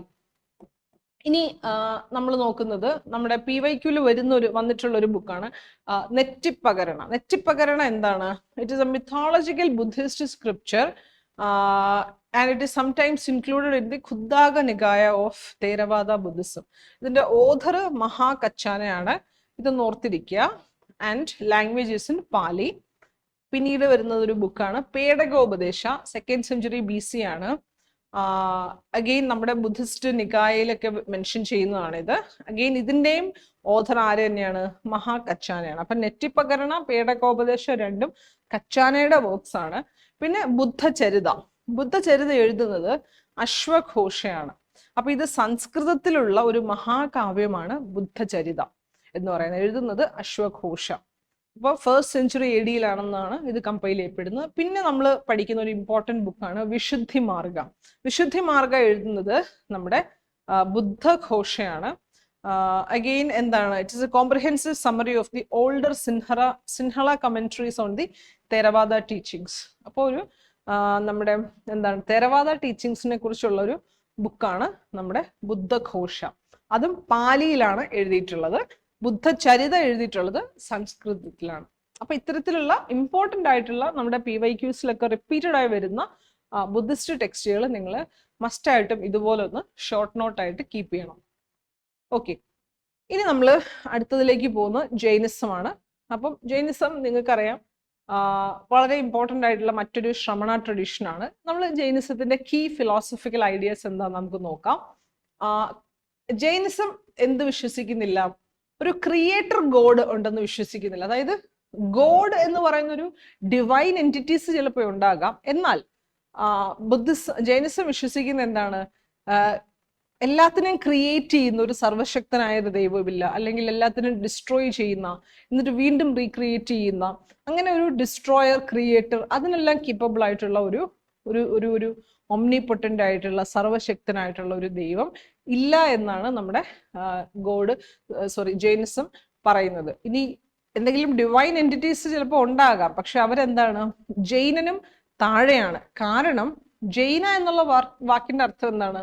Conqueror എന്നാണ്. അതായത് എല്ലാ തരത്തിലുള്ള ഡിസയേഴ്സും അല്ലെങ്കിൽ മറ്റ് എല്ലാ തരത്തിലുള്ള നെഗറ്റീവ് കാര്യങ്ങളിൽ നിന്നുമൊക്കെ വളരെ എന്താ പറയാ മുക്തി നേടിയ ആളാണ് നമ്മുടെ ജൈനൻ. അതുപോലെ തന്നെ ഇത്തരത്തിലുള്ള സൈക്കിൾ ഓഫ് ബർത്ത്, റീബർത്ത് ഇതൊന്നും ജൈനന് ബാധകമല്ല. അതുപോലെ he's free from the cycle of birth and rebirth, സംസാര അല്ലെ, ആ ഒരു സംസാര സൈക്കിളിൽ നിന്നൊക്കെ മോചിതനായ വ്യക്തിയാണ് നമ്മുടെ ജൈനൻ അല്ലെങ്കിൽ മഹാവീരൻ. അപ്പൊ ജിന എന്നുള്ള വേർഡിന്റെ അർത്ഥം തന്നെ കോൺകറർ എന്നാണ്. എന്നാൽ ജൈനിസത്തിൽ പറയുന്നത് ഡിവൈൻ എൻറ്റിറ്റീസ് ഉണ്ടല്ലോ, ഹിന്ദുയിസത്തിൽ പറയുന്ന ഡിവൈൻ എൻറ്റിറ്റീസ് അതെന്തല്ല, they are also subjected to worldly എന്താ പറയാ ഇമോഷൻസ്, ഡിസയേഴ്സ്, ഇത്തരത്തിലുള്ള ഇതെല്ലാം അവര് അവർ അഫക്റ്റഡ് ആണ്. അപ്പോൾ അതുകൊണ്ട് തന്നെ അവരൊരിക്കലും എന്തല്ല, കേവലജ്ഞാനം അറ്റൈൻ ചെയ്തവരൊന്നും അല്ല. അവർ അതുകൊണ്ട് തന്നെ ജൈനന് താഴെയാണ് അവരുടെ പൊസിഷൻ എന്നാണ് ആര് പറയുന്നത്, നമ്മുടെ ജൈനിസം പറയുന്നത്. ഇനി അഹിംസ ഞാൻ നേരത്തെ മെൻഷൻ ചെയ്തിരുന്നു. ജൈനിസത്തിൽ ഏറ്റവും ഇമ്പോർട്ടൻ്റ് ആയിട്ടുള്ള ഒരു പ്രിൻസിപ്പിളാണ് അഹിംസ. നമ്മൾ ഒരു വസ്തുവിനെ പോലും, ജീവനുള്ളതിനോ ജീവൻ ഇല്ലാത്തതിനോ പോലും നമ്മൾ വേദനിപ്പിക്കരുത്, അല്ലെ? ആ ഒരു കോൺസെപ്റ്റ്. പിന്നെ കർമ്മ ആൻഡ് ലിബറേഷൻ, അതായത് salvation is achieved through penance and ethical living guided by the Triratnas. അതായത് സാൽവേഷൻ നമുക്ക് ജൈനിസത്തിൽ, ആസ് പെർ ജൈനിസം, സാൽവേഷൻ എന്ന് പറയുന്നത് എന്താണ്, നമുക്ക് ലഭിക്കും. എങ്ങനെയാണ്? എത്തിക്കൽ ലിവിങ്ങിലൂടെയും അതുപോലെ നിങ്ങൾ ത്രിരത്നങ്ങൾ ഫോളോ ചെയ്യുന്നതിലൂടെ. അപ്പൊ ജൈനിസത്തിൽ 3 ത്രിരത്നങ്ങളുണ്ട്: right knowledge, right faith and right conduct. ഈ 3 കാര്യങ്ങളും നിങ്ങൾ കറക്റ്റായി ഫോളോ ചെയ്യുകയാണെന്നുണ്ടെങ്കിൽ നിങ്ങൾക്ക് എന്ത് കിട്ടും? സാൽവേഷൻ കിട്ടും, അല്ലെ? അല്ലാന്നുണ്ടെങ്കിലോ, നിങ്ങളുടെ കർമ്മങ്ങൾ നിങ്ങൾ പ്യൂരിഫൈ ചെയ്തില്ല എന്നുണ്ടെങ്കിൽ നിങ്ങൾ വീണ്ടും പുനർജനിച്ചുകൊണ്ടേയിരിക്കും. അപ്പൊ യു വിൽ ബി എന്താണ്, part of that cycle of birth and rebirth until your soul is purified. ആ ഒരു കോൺസെപ്റ്റ് ആണ് നമ്മുടെ ജൈനിസത്തിലുള്ളത്. ഞാൻ നേരത്തെ മെൻഷൻ ചെയ്തിരുന്നു, സോൾ എന്താണ്, it is A permanent eternal എന്നുള്ളൊരു കോൺസെപ്റ്റ് ആണ്, അല്ലെ? അതാണ് ജൈനിസത്തിലെ കീ ഫിലോസഫീസ് എന്ന് പറയുന്നത്. ഇനി നമുക്ക് ജൈനിസവുമായി ബന്ധപ്പെട്ട മറ്റ് ആസ്പെക്റ്റുകൾ നോക്കാം. അപ്പൊ ജൈനിസത്തില് 5 പ്രതിജ്ഞകളുണ്ട്. ഗ്രേറ്റ് 5 വോവ്സ് ഉണ്ട് നമ്മുടെ ജൈനിസത്തിൽ. അതെന്തൊക്കെയാണെന്ന് നമുക്ക് നോക്കാം. ഞാൻ നേരത്തെ പറഞ്ഞ കാര്യങ്ങളാണ്. ഒന്ന് നോൺ വയലൻസ്, അഹിംസ. രണ്ടാമത് ട്രൂത്ത്ഫുൾനെസ്, സത്യം. മൂന്നാമത്തത് നോൺ സ്റ്റീലിംഗ്, അസ്ഥേയ. നാലാമത്തെ എന്താണ്? നോൺ പൊസഷൻ, നിങ്ങളൊന്നും പൊസസ് ചെയ്യരുത്, അതാണ് അപരിഗ്രഹ. അഞ്ചാമത്തെ എന്താണ്? ചാസ്റ്റിറ്റി. അപ്പോൾ ചാസ്റ്റിറ്റി എന്ന് പറയുന്ന ഈ ഒരു വൗ ആഡ് ചെയ്യുന്നത് നമ്മുടെ മഹാവീരനാണ്. അപ്പം നമുക്കറിയാം ജൈനിസത്തിന്റെ ഒരു കോൺസെപ്റ്റ് എന്താണ്? ജൈനിസത്തിന്റെ ഫൗണ്ടർ ആരല്ല? മഹാവീരനല്ല. മഹാവീരൻ എന്ന് പറയുന്നത് 24ാമത്തെ 24th തീർത്ഥങ്കരനാണ്, അല്ലെ? തീർത്ഥങ്കരനാണ്. അപ്പൊ അതിനു മുന്നേയും എന്തുണ്ട്? 23 തീർത്ഥങ്കരാസ് ജൈനിസത്തിൽ വന്നു പോയിട്ടുണ്ട്. അപ്പൊ അതിൻ്റെ ഒരു കോൺസെപ്റ്റ് എന്ന് പറയുന്നത് എങ്ങനെയാണ്? ഈവൻ എന്താ പറയാ, ചില തീർത്ഥങ്കരാസ് നമ്മളുടെ വേദങ്ങളിലും മെൻഷൻഡ് ആണെന്നാണ് പറയുന്നത്.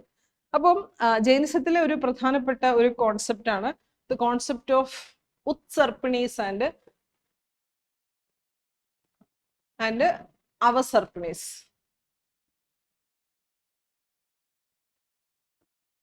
ഉത്സർപ്പിണീസ് ആൻഡ് അവസർപ്പിണീസ് എന്ന് പറഞ്ഞു കഴിഞ്ഞാൽ ഇവര് പറയുന്നത് വെച്ച് കഴിഞ്ഞാല് നമ്മുടെ കാലം, ടൈം പീരീഡ് എന്ന് പറയുന്നത് ഒരു ബ്രോഡർ ഐഡിയ ആണ്. അപ്പം കാലത്തെ ഇങ്ങനെ നമ്മൾ പല ഹാഫ് സൈക്കിൾസ് ആയിട്ട് നമുക്ക് വേണമെങ്കിൽ ഡിവൈഡ് ചെയ്യാം. നമ്മളൊരു സൈൻ വേവിനെയൊക്കെ റെപ്രസെന്റ് ചെയ്യുന്ന പോലെ. അപ്പം ഒരു എന്താ പറയാ, പോസിറ്റീവ് ഫേസിനെ നമ്മൾ എന്തെന്ന് പറയാം? ഉത്സർപ്പിണി എന്ന് പറയാം. അതിന്റെ ഒരു മറുഭാഗം അല്ലെങ്കിൽ അതിന്റെ ഒരു നെഗറ്റീവ് സൈക്കിളിനെയാണ് നമ്മൾ അവസർപ്പിണി എന്ന് പറയാം. അപ്പൊ ഈ ഓരോ ഹാഫ് സൈക്കിളിലും എന്തുണ്ട്? നമ്മുടെ ഓരോ തീർത്ഥങ്കരന്മാര് ജനിക്കും. അപ്പൊ അങ്ങനെ ജൈനന് മുന്നേയും മറ്റു തീർത്ഥങ്കരന്മാർ വന്നിട്ടുണ്ട്. അതുപോലെ അപ്പൊ അതുകൊണ്ടാണ് ജൈനൻ 24ാമത്തെ തീർത്ഥങ്കരനാവുന്നത്. അപ്പൊ തീർത്ഥങ്കരൻ എന്ന് വെച്ച് കഴിഞ്ഞാൽ പാത്ത് ബിൽഡറിനോ ഒക്കെയാണ്. നമുക്ക് വഴി കാട്ടിത്തരുന്ന ആളെ നമ്മൾ പാത്ത് ബിൽഡർ അല്ലെങ്കിൽ തീർത്ഥങ്കര എന്ന് പറയുന്നത്. അപ്പൊ ജൈനസത്തിലെ 24th തീർത്ഥങ്കരയായിട്ടുള്ള മഹാവീരനാണ് ചാസ്റ്റിറ്റി അല്ലെങ്കിൽ ബ്രഹ്മചര്യം എന്ന് പറയുന്ന ഒരു ഒരു പ്രിൻസിപ്പിള് ജൈനിസത്തിലേക്ക് ആഡ് ചെയ്യുന്നത്. അതിനു മുന്നേ വരെ എന്താണ്? 4 പ്രിൻസിപ്പിൾസ് ആണുള്ളത്. ചാസ്റ്റിറ്റി അല്ലെങ്കിൽ ബ്രഹ്മചര്യം ആഡ് ചെയ്യുന്നത് മഹാവീരനാണ്. ഓക്കെ, ഇനി നമ്മൾ ജൈനിസത്തിന്റെ മറ്റ് ചില ഫിലോസഫിക്കൽ ഡോക്ട്രിൻസ് നമുക്ക് പഠിക്കാം. എക്സാമിനേഷന് ചോദിച്ചിട്ടുണ്ട് ചില പ്രിൻസിപ്പിൾസ്, അതുകൊണ്ടാണ് നമ്മൾ നോക്കുന്നത്. അപ്പോൾ ജൈനിസത്തിന്റെ ഏറ്റവും പ്രധാനപ്പെട്ട ഒരു ഐഡിയ എന്ന് പറയുന്നത് അനേകാന്തവാദയാണ്. അതായത് റിയാലിറ്റിക്ക് എന്തുണ്ട്? പല സൈഡുകളുണ്ട്. അപ്പോ അനേകാന്തവാദ, അപ്പൊ ട്രൂത്ത് അല്ലെങ്കിൽ കോംപ്രഹെൻസീവ് നോളജ് എന്ന് പറയുന്നത് നമ്മളെപ്പോലുള്ള സാധാരണ മനുഷ്യർക്ക് പ്രാപ്യമല്ല. ഒരു വിഷയത്തെക്കുറിച്ച് അല്ലെങ്കിൽ വേൾഡിനെ കുറിച്ച്, ജീവിതത്തെക്കുറിച്ച്, ഇതിനെക്കുറിച്ചൊക്കെ ഉള്ള കോംപ്രഹെൻസീവ് നോളജ് കിട്ടിയ ആളുകളെയാണ് നമ്മൾ എന്തെന്ന് പറയുക, ഇപ്പൊ നമ്മൾ മഹാവീരൻ അല്ലെങ്കിൽ തീർത്ഥങ്കരന്മാർ, ഇവരൊക്കെ എന്താണ്, കോംപ്രഹെൻസീവ് നോളജ് കിട്ടിയിട്ടുള്ളവരാണ്. അതായത് കേവലജ്ഞാനം കിട്ടിയിട്ടുള്ളവരാണ്. അപ്പം അല്ലാത്തവരെ സംബന്ധിച്ച് എന്താണ്, നമുക്ക് ട്രൂത്ത് അല്ലെങ്കിൽ സുപ്രീം റിയാലിറ്റിയുടെ ഏതെങ്കിലുമൊക്കെ പാർട്സ് ആയിരിക്കും നമ്മൾക്ക് അറിവുണ്ടാവുള്ളൂ. മനസ്സിലാവുന്നുണ്ട്? അപ്പൊ ഒരു കോംപ്രഹെൻസീവ് നോളജ് എന്ന് പറയുന്നത് എന്താണ്, വളരെ ചുരുക്കം ആളുകൾക്ക് കിട്ടുകയുള്ളൂ. അപ്പൊ ട്രൂത്ത് എന്ന് പറയുന്ന ഒരു സാധനം കംപ്ലീറ്റ് ആവുന്ന എപ്പോഴാണ്, when these multiple sides, multiple perspectives are united. അപ്പോഴായിരിക്കും നമുക്കൊരു വിഷയത്തെക്കുറിച്ചൊരു കോംപ്രഹെൻസീവ് നോളജ് നമുക്ക് കിട്ടുക. ആ ഒരു പ്രിൻസിപ്പിളാണ് നമ്മുടെ അനേകാന്തവാദം. ഓക്കെ, അതായത് റിയാലിറ്റി ഹാസ് ഇൻഫിനിറ്റ് ആസ്പെക്ട്. ഇനി നമ്മൾ പറയുന്ന മറ്റൊരു പ്രിൻസിപ്പിളാണ് സ്യാദവാദ എന്ന് വെച്ച് കഴിഞ്ഞാൽ all judgements are conditional and context dependent. നമ്മൾ ഏത് കാര്യം പറഞ്ഞാലും അത് എന്താണ്, അത് അബ്സല്യൂട്ട് അല്ല. അതെന്താണ്, അത് വിത്ത് കണ്ടീഷൻസേ അത് സാറ്റിസ്ഫൈ ആവുള്ളൂ. ഇപ്പൊ ഒരു ഉദാഹരണം പറയുകയാണെങ്കിൽ നമുക്ക് പറയാം, ഇപ്പോൾ ഇവിടെ പകലാണ് നമുക്ക് പറയാം. എന്നാൽ നമ്മളൊന്ന് ആലോചിച്ച് നോക്കിയേ, നമ്മളുടെ വെസ്റ്റേൺ ഹെമിസ്ഫിയറിൽ ഇപ്പോൾ രാത്രിയായിരിക്കും. അപ്പൊ നമ്മൾ ഇപ്പോൾ ഇവിടെ പകലാണെന്ന് പറയുമ്പോൾ നമ്മൾ ഒരു കാര്യം, ഒരു കണ്ടീഷനും കൂടി നമ്മൾ കറക്റ്റായിട്ട് മെൻഷൻ ചെയ്യണം. എന്താണ്, provided we are in the eastern hemisphere, അല്ലെ? നമ്മൾ ഈസ്റ്റേൺ ഹെമിസ്ഫിയറിലാണെങ്കിലാണ് ഇപ്പോൾ ഇവിടെ പകലാവുന്നത്. വെസ്റ്റേൺ ഹെമിസ്ഫിയറിലാണെങ്കിലോ അത് പകലല്ല, രാത്രിയാണ്, അല്ലെ? അപ്പം നമ്മൾ എന്ത് ഒരു റിയാലിറ്റി പറഞ്ഞാലും അതെന്താണ്, അത് അബ്സല്യൂട്ട് അല്ല, അത് കണ്ടീഷണൽ ആണ്. അതിന്റെ കണ്ടീഷൻസ് സ്പെസിഫൈ ചെയ്താലേ അത് കറക്റ്റ് ആവുള്ളൂ, അല്ലെ? അപ്പം അതാണ് സ്യാദവാദ എന്ന് പറയുന്നത്. അതുപോലെ ന്യായവാദ എന്ന് പറയുന്നത് നമ്മുടെ അനേകാന്തവാദയോട് വളരെ ക്ലോസ് ആയിട്ടുള്ള ഒരു ഐഡിയ തന്നെയാണ്. അതായത് എന്താണ്, reality can be understood from multiple perspectives. പല പെർസ്പെക്റ്റീവുകളിൽ നമുക്ക് റിയാലിറ്റിയെ മനസ്സിലാക്കാം. ആ ഒരു ഐഡിയ ആണ് നമ്മുടെ ന്യായവാദ എന്ന് പറയുന്നത്. ഓക്കെ, ഇനി നമ്മൾക്ക് ഇമ്പോർട്ടൻ്റ് ആയിട്ടുള്ള നമ്മുടെ ജൈനസത്തിന്റെ സെക്റ്റുകളിലേക്ക് പോവാം. ജൈനസത്തിന് നമുക്കറിയാം ഇമ്പോർട്ടൻ്റ് ആയിട്ട് 2 സെക്റ്റുകളാണുള്ളത്, ശ്വേതംബര സ്കൂളും ദിഗംബര സ്കൂളും. നമ്മൾ അതിന്റെ സ്റ്റോറി ഒക്കെ കേട്ടിട്ടുണ്ട്, അല്ലെ? നമ്മുടെ ബീഹാർ, പാടലിപുത്ര ആ ഭാഗത്ത് നിന്ന് ഒരിക്കലൊരു ഭയങ്കര ക്ഷാമം വന്നപ്പോൾ അന്നത്തെ ജെയിൻ മോങ്സിലെ ഒരു സെക്ട്, ഒരു ഗ്രൂപ്പ് എന്ത് ചെയ്തു, സൗത്ത് ഇന്ത്യയിലേക്ക് മൈഗ്രേറ്റ് ചെയ്തു, അല്ലെ? ആരാണ്? ഭദ്രബാഹുവും അദ്ദേഹത്തിന്റെ കുറച്ച് ഫോളോവേഴ്സും കൂടി സൗത്ത് ഇന്ത്യയിലേക്ക് പോയി, കർണാടക റീജിയനിലേക്ക്. എന്നാൽ കുറെ പേര് നോർത്ത് ഇന്ത്യയിൽ, പാടലിപുത്ര, ബീഹാർ ആ റീജിയനിലൊക്കെ കണ്ടിന്യൂ ചെയ്തു. അപ്പം സൗത്ത് ഇന്ത്യയിലേക്ക് വന്ന സെക്ട് കുറച്ചുകൂടെ കൺസർവേറ്റീവ് സെക്ട് ആയിട്ട് മാറി. നോർത്ത് ഇന്ത്യയിൽ നിന്നവർ കുറച്ചുകൂടെയൊക്കെ ലിബറൽ പ്രിൻസിപ്പിൾസ് അവർ അഡ്വക്കേറ്റ് ചെയ്യാൻ തുടങ്ങി. അപ്പൊ ഈ കൺസർവേറ്റീവ് സെക്ടിനെയാണ് നമ്മൾ ദിഗംബര സെക്ട് എന്ന് പറയുക. എന്നാൽ കുറച്ചുകൂടെ ലിബറൽ ആയിട്ടുള്ള ഒരു സെക്ടാണ് നമ്മുടെ ശ്വേതംബര സെക്ട്, അല്ലെ? അപ്പം എന്താ പറയാ, നമുക്കറിയാം ദിഗംബരാസിനെ കുറിച്ച് പറയുമ്പോൾ അവർ എന്താ പറയുക, എക്സ്ട്രീം അസെറ്റിസിസം ആണ് ഇവരുടെ ഏറ്റവും കോർ ഐഡിയ എന്ന് വെച്ചാൽ. അതായത് എല്ലാത്തിന്റെ എക്സ്ട്രീം ആണ്. അപ്പോൾ ഈവൻ അവരെന്ത് ചെയ്തില്ല, ദേ വോണ്ട് ഈവൻ വെയർ ക്ലോത്ത്സ്. കാരണം അതുപോലും ഒരു പൊസഷൻ ആയിട്ടാണ് കാണുന്നത്. നമുക്ക് എന്തിനാണ് മെറ്റീരിയൽ പൊസഷൻ, അതുപോലും ഒരു പൊസഷനാണ്. അപ്പം നമ്മൾ വസ്ത്രം പോലും ധരിക്കുന്നത് ശരിയല്ല, അതിന്റെ ആവശ്യമില്ല എന്ന് പറയുന്ന ഗ്രൂപ്പാണ് നമ്മുടെ ദിഗംബര സെക്ട്. അതുപോലെ തന്നെ എന്താണ്, ഫീമെയിൽ മോങ്സ് ആണെങ്കിൽ അവരെന്ത് ചെയ്യും, വളരെ അൺസ്റ്റിച്ച്ഡ് ആയിട്ടുള്ള ഒരു വൈറ്റ് സാരി മാത്രമേ ധരിക്കുകയുള്ളൂ. ഇനി ദിഗംബരാസ് എന്ത് ചെയ്യുന്നു, നമ്മൾ നേരത്തെ ഡിസ്കസ് ചെയ്ത 5 വോവ്സും ഫോളോ ചെയ്യുന്നവരാണ്, ഇൻക്ലൂഡിങ് ബ്രഹ്മചര്യം. ഓക്കെ, അപ്പം അഹിംസ, സത്യ, അസ്ഥേയ, അപരിഗ്രഹ ആൻഡ് ബ്രഹ്മചര്യ. അപ്പം ഇതെല്ലാം ആര് ഫോളോ ചെയ്യുന്നുണ്ട്, ദിഗംബര ഇത് ഫോളോ ചെയ്യുന്നുണ്ട്. ഭദ്രബാഹു ആയിരുന്നു ദിഗംബരാസിന്റെ മെയിൻ ലീഡർ എന്ന് പറയുന്നത്. പിന്നെ ഇവരുടെ ഒരു ഇമ്പോർട്ടന്റ് ഐഡിയ എന്ന് വെച്ചാൽ വിമൻ കനോട്ട് ബി തീർത്ഥങ്കരാസ്, ഇതാണ് നമ്മുടെ ഇവരുടെ ദിഗംബരാസിന്റെ പ്രധാനപ്പെട്ട ഒരു ഐഡിയ. എന്നാൽ ശ്വേതംബര സെക്ടിനെ സംബന്ധിച്ച് എന്താണ്, ഇവര് 4 വൗസ് ആണ് ഫോളോ ചെയ്യുന്നത്. എന്താണ്, ബ്രഹ്മചര്യം ഒഴികെയുള്ള മറ്റെല്ലാ 4 വൗസും ഇവര് ഫോളോ ചെയ്യുന്നുണ്ട്. പിന്നെ ശ്വേതംബര സെക്ട് എന്ത് ചെയ്യുന്നു, അവര് വസ്ത്രം ധരിക്കുന്ന സെക്റ്റാണ്. പിന്നെ നമ്മൾ എന്താ പറയാ, സിമ്പിൾ ആയിട്ടുള്ള വൈറ്റ് ക്ലോത്തിങ് ആണ് അവർ ചെയ്യുന്നത്. ഇവരുടെ ഒരു പ്രധാന ഐഡിയ എന്താണ്? Tirthankaras can be men or women. സ്ത്രീകളും ആവാം പുരുഷന്മാരും ആവാം, രണ്ടും പോസിബിൾ ആണ്, രണ്ടുപേർക്കും തീർത്ഥങ്കരാസ് ആവാം. അതുപോലെ തന്നെ അവർ 5 സബ്സ്റ്റൻസുകളെ അവർ മാനിക്കുന്നുണ്ട്. ഒന്ന് സോള്, ജീവൻ അല്ലെങ്കിൽ മാറ്റർ, സ്പേസ്, റെസ്റ്റ്, അതുപോലെ മോഷൻ. ഇങ്ങനത്തെ 5 സബ്സ്റ്റൻസുകളെ അവർ മാനിക്കുന്നുണ്ട്. പിന്നെ നമ്മൾ പറയുകയാണെന്നുണ്ടെങ്കിൽ ദിഗംബര സ്കൂളിന് കുറച്ച് സബ്സെക്റ്റുകളുണ്ട്. മൂലസംഘ്, അതുപോലെ ബിസ്പന്തി, തേരാപന്തി, താരാപന്തി, ഇങ്ങനെ കുറച്ച് സബ്സെക്റ്റുകളാണുള്ളത്. ഇനി ശ്വേതംബര സ്കൂളിലേക്ക് വരുമ്പോഴേക്കും സ്ഥാനക്വാസി, മൂർത്തി പൂജക, തേരാപന്തി, ഇങ്ങനെ കുറച്ച് സബ്സെക്റ്റുകളാണ് നമ്മുടെ ദിഗംബര സ്കൂളിനുള്ളത്. ഇനി നമ്മൾ ജെയിൻ കൗൺസിലിനെ കുറിച്ച് പറയുകയാണെന്നുണ്ടെങ്കിൽ പ്രധാനമായിട്ടും ജെയിൻ കൗൺസില് നമുക്കറിയാം 2 കൗൺസിൽസ് ആണ് വന്നിട്ടുള്ളത്. ഒന്ന് 300 BC ഒരു കൗൺസില്, പിന്നീട് 500 AD ഒരു കൗൺസിൽ വരുന്നുണ്ട്. ആദ്യത്തെ കൗൺസില് പാടലിപുത്രയാണ്, എന്നാൽ രണ്ടാമത്തത് വല്ലഭിയാണ്. ആദ്യത്തെ ജെയിൻ കൗൺസില് സ്ഥൂലഭദ്രയാണ്, നമ്മുടെ മഗധയിൽ റിമെയിൻ ചെയ്തൊരു ഗ്രൂപ്പ് ഉണ്ടല്ലോ, ശ്വേതംബരാസിന്റെ ഗുരുവായിട്ടുള്ള സ്ഥൂലഭദ്രയാണ്. അവിടെയാണ് ജെയിൻ ലിറ്ററേച്ചറിന്റെ, കാനോണിക്കൽ ലിറ്ററേച്ചറിന്റെ നമ്മൾ വിളിക്കുക അങ്കാസ് എന്നാ വിളിക്കുക. ആ 12 അങ്ക ലിറ്ററേച്ചറും കമ്പൈൽ ചെയ്യുന്നത് ഫസ്റ്റ് ജെയിൻ കൗൺസിലാണ്. എന്നാൽ സെക്കൻഡ് ജെയിൻ കൗൺസിലിലേക്ക് വരുമ്പോഴേക്കും ഫൈനൽ കമ്പൈലേഷൻ ഓഫ് 12 അങ്കാസ് ആൻഡ് ഉപാങ്കാസ്, ഈ അംഗങ്ങളെ ഉപാംഗങ്ങളെ ഫൈനലായിട്ട് കമ്പൈൽ ചെയ്യുന്നത് സെക്കൻഡ് ജെയിൻ കൗൺസിലാണ്. ഇനി നമ്മൾ പറയുന്നത്, നമുക്കറിയാം ജെയിനിസത്തിൽ 1-2 പ്രാക്ടീസസ് ഉണ്ട്. ഏറ്റവും മോസ്റ്റ് പ്രോമിനന്റ് ആയിട്ട് നിങ്ങൾക്ക് അറിയാവുന്ന ഒരു പ്രാക്ടീസ് സല്ലേഖാനയാണ്. അതായത് നമ്മൾ മരണം അല്ലെങ്കിൽ ജീവിതത്തിന്റെ അവസാന ഘട്ടങ്ങളിലേക്ക് എത്തുമ്പോൾ എന്ത് ചെയ്യും, നമ്മൾ വോളണ്ടറി ആയിട്ട് ഭക്ഷണവും വെള്ളവും ഒക്കെ കുടിക്കുന്നത് നമ്മൾ നിർത്തും. സല്ലേഖാന ആ ഒരു പ്രാക്ടീസ് ആണ് അല്ലെ. പിന്നീട് പ്രതിക്രമൺ എന്ന് പറഞ്ഞു കഴിഞ്ഞാൽ ഈ ജെയിൻ മോങ്സ് അവരുടെ തെറ്റുകളും പാപങ്ങളൊക്കെ ഏറ്റു പറയുന്ന ഒരു പ്രോസസ്സാണ്, അതാണ് പ്രതിക്രമൺ.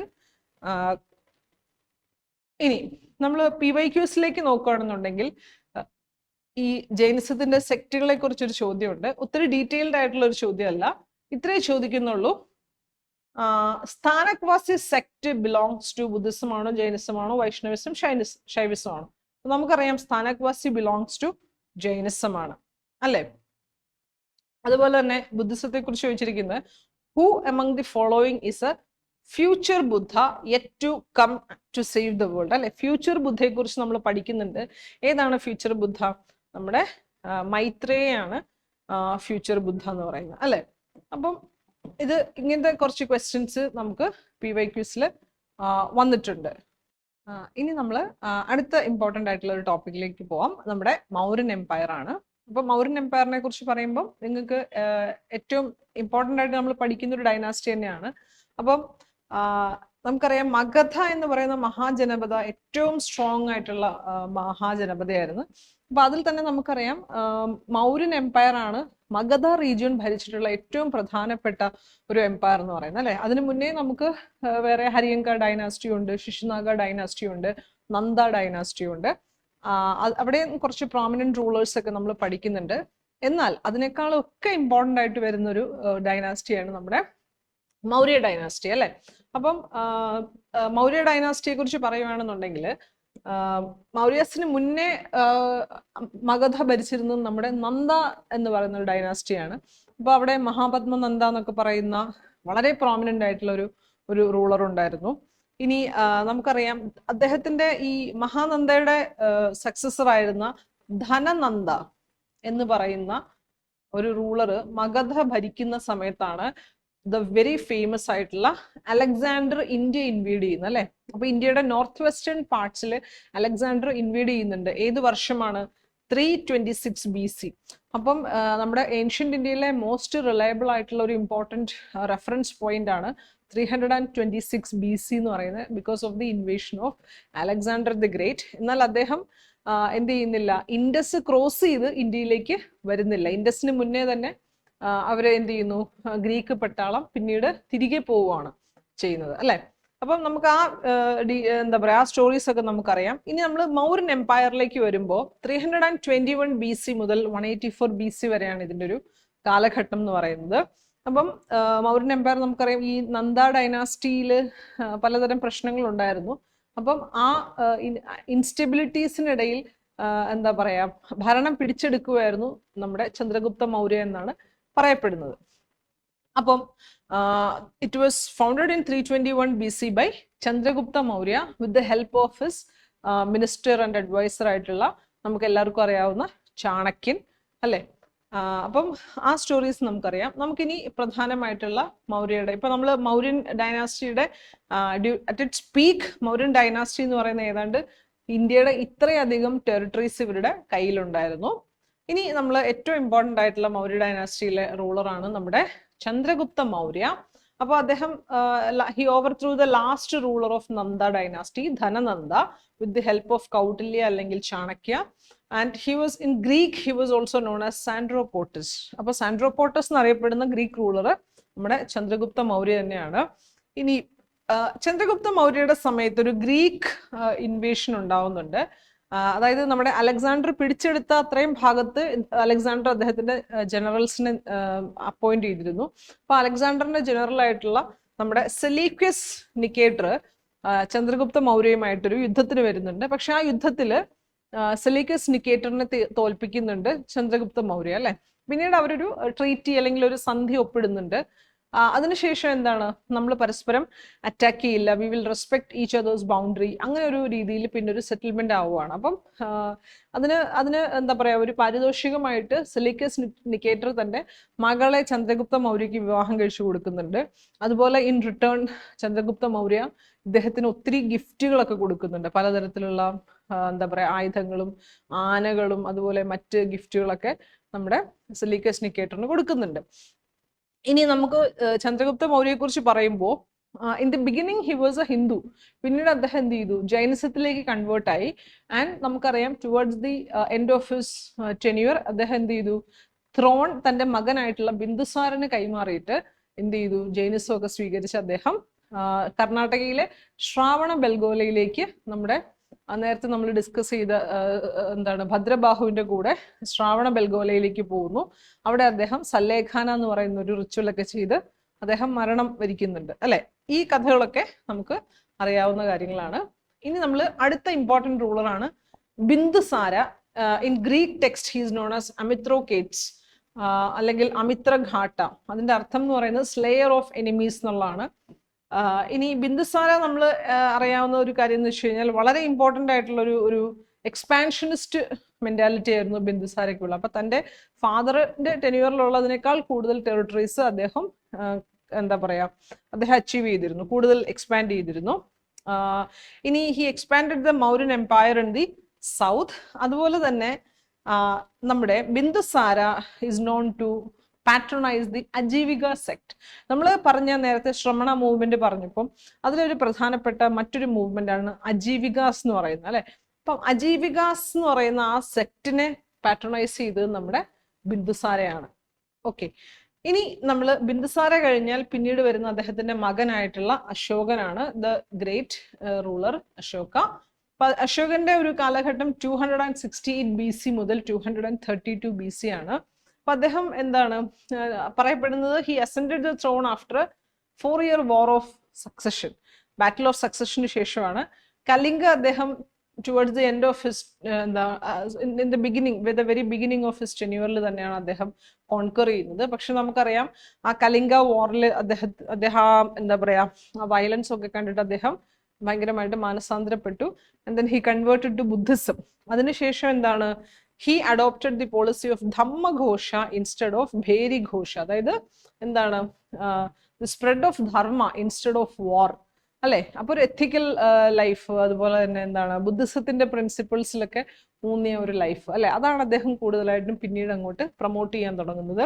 അതുപോലെ തന്നെ അദ്ദേഹം എന്ത് ചെയ്തിട്ടുണ്ട്, ബുദ്ധിസത്തിന്റെ പ്രിൻസിപ്പിൾസും ധമ്മയൊക്കെ പ്രൊപ്പഗേറ്റ് ചെയ്യാൻ he sent missionaries to various parts of his territories. അത് നമുക്കറിയാം അല്ലെ. അതുപോലെ തന്നെ മറ്റ് പല കാര്യങ്ങൾ, he focused on public welfare, അതുപോലെ കൾച്ചറൽ യൂണിറ്റി, ഇങ്ങനത്തെ കുറേയധികം കാര്യങ്ങളിൽ അദ്ദേഹം ശ്രദ്ധ ചെലുത്തിയിരുന്നു. ഇനി നമ്മൾ എക്സാമിനേഷന്റെ പോയിന്റ് ഓഫ് വ്യൂവിൽ നിന്ന് ഏറ്റവും ഇമ്പോർട്ടൻ്റ് ആയിട്ട് പഠിക്കേണ്ടത്, പലപ്പോഴും PYQസിൽ റിപ്പീറ്റഡ് ആയിട്ട് വന്നിരിക്കുന്നത് നമ്മുടെ മൗര്യൻ എംപയറിലെ പ്രധാനപ്പെട്ട അല്ലെങ്കിൽ അശോകൻ ഈസ് നോൺ ഫോർ എന്താണ് ഇറക്റ്റിംഗ് വേരിയസ് പില്ലർ ഇൻസ്ക്രിപ്ഷൻസ്, റോക്ക് ഈഡിക്റ്റുകൾ, ഇതെല്ലാം അല്ലേ. അപ്പൊ ഇതിന്റെ ലൊക്കേഷൻസ് എക്സാമിനേഷൻ ചോദിച്ചിട്ടുണ്ട്. അപ്പൊ നമുക്ക് ഓരോന്നും ഒന്ന് ക്വിക്കായിട്ട് നോക്കാം. അപ്പം നോർത്ത് വെസ്റ്റിൽ അദ്ദേഹത്തിന്റെ പ്രധാനപ്പെട്ട ഇൻസ്ക്രിപ്ഷൻസ് എവിടെയൊക്കെയാണ് കാണപ്പെടുക? ഒന്ന് ലംപാഗ എന്ന് പറയുന്ന ഒരു സ്ഥലം. അപ്പൊ ലംപാഗയും കാണ്ഡഹാറും എവിടെയാണ്? ഇന്ത്യക്ക് പുറത്താണ് ലംപാഗ. കാണ്ഡഹാർ ഇന്നത്തെ അഫ്ഗാനിസ്ഥാനിലാണ്.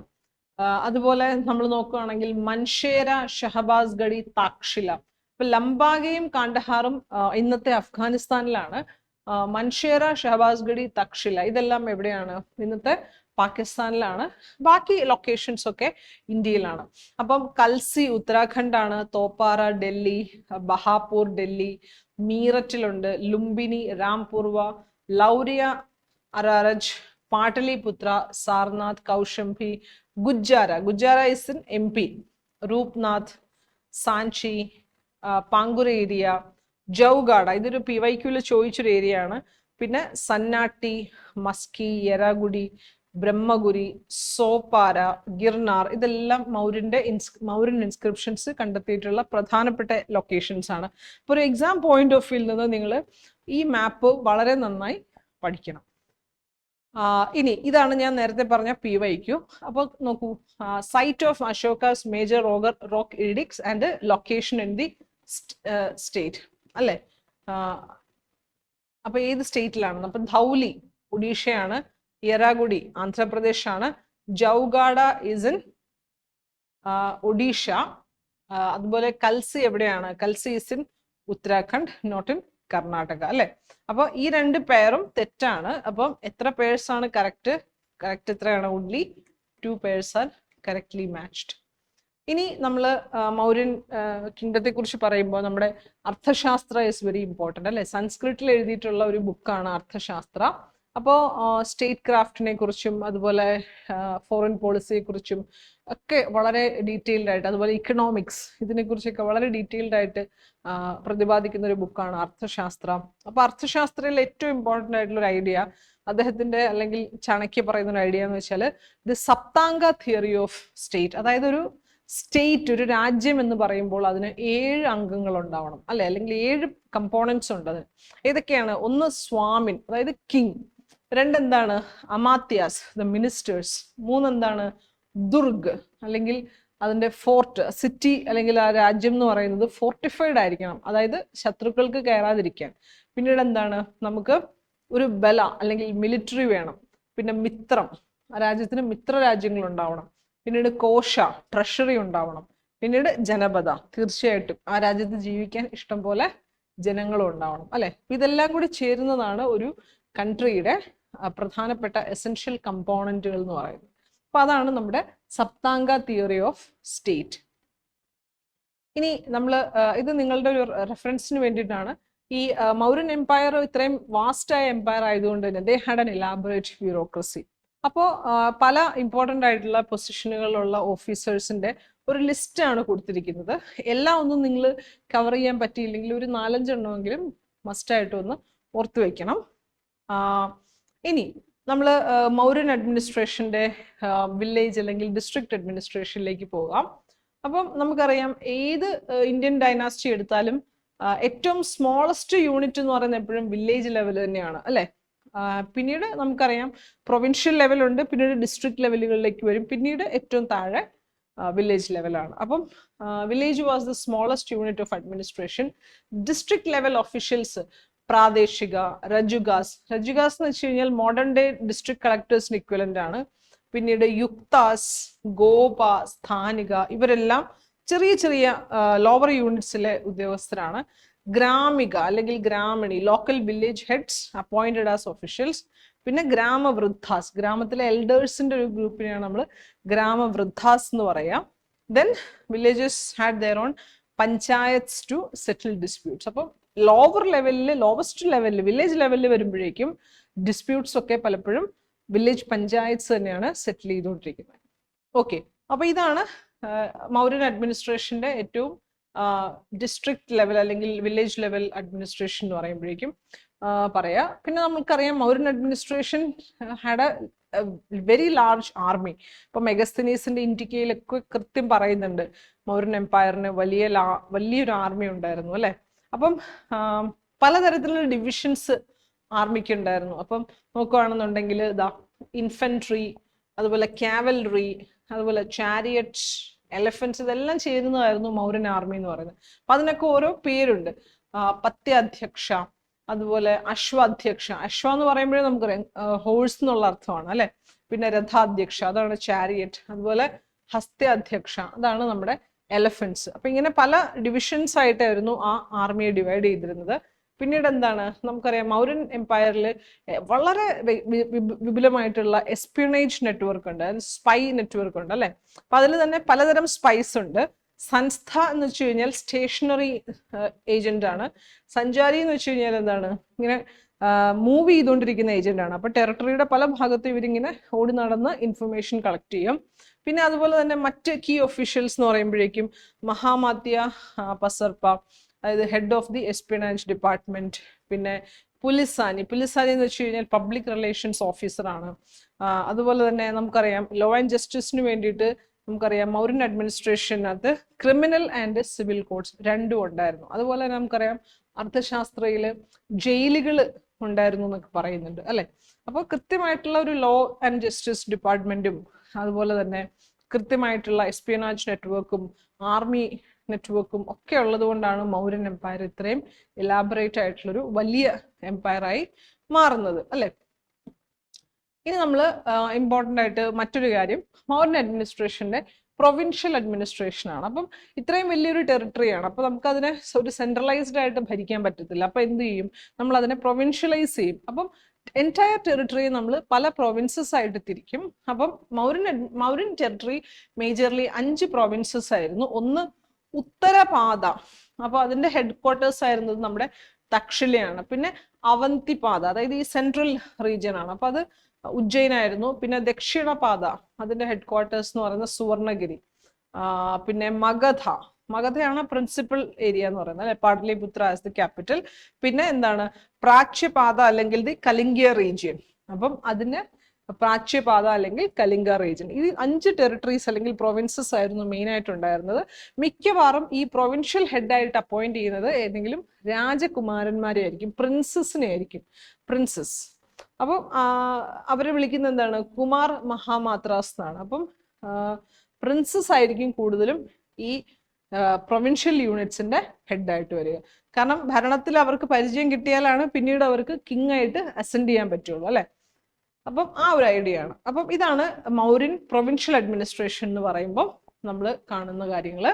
പിന്നീട് അഡ്മിനിസ്ട്രേഷൻ്റെ ഒരു ഹൈറാർക്കി ഒക്കെ ഇവിടെ കൊടുത്തിട്ടുണ്ട്, നിങ്ങൾക്ക് അറിയാവുന്ന കാര്യങ്ങളൊക്കെ തന്നെയാണ്. പിന്നെ എന്തെങ്കിലും പുതിയ ടേംസ് ഉണ്ടെങ്കിൽ നിങ്ങളൊന്ന് നോട്ട് ചെയ്ത് വെച്ചാൽ മതി. ഫോർ എക്സാമ്പിൾ ദ്രോണമുഖ് എന്ന് വെച്ചാൽ A person who had the authority over A group of 400 villages അല്ലെ. പിന്നീട് നോക്കുകയാണെങ്കിൽ സ്ഥാനീയ, ഗ്രൂപ്പ് ഓഫ് 800 വില്ലേജസ്. പിന്നെ ആഹാർ സ്ഥാനിക്, മണ്ഡൽ, ഇങ്ങനെ ഓരോ ടെറിട്ടോറിയൽ ഡിവിഷൻസ് ഉണ്ടായിരുന്നു, അഡ്മിനിസ്ട്രേറ്റീവ് ഹൈറാർക്കി ഉണ്ടായിരുന്നു. ഇനി നമ്മൾ പോവുകയാണെന്നുണ്ടെങ്കിൽ മൗര്യൻ അഡ്മിനിസ്ട്രേഷനിലെ മൗര്യൻ കിങ്ഡത്തിന്റെ ടാക്സ് അഡ്മിനിസ്ട്രേഷൻ ആണ്. അപ്പൊ ഇത്രയും വലിയ കിങ്ഡം ആവുമ്പോൾ വളരെയധികം ടാക്സ് കളക്ട് ചെയ്യാൻ പറ്റും അല്ലെ.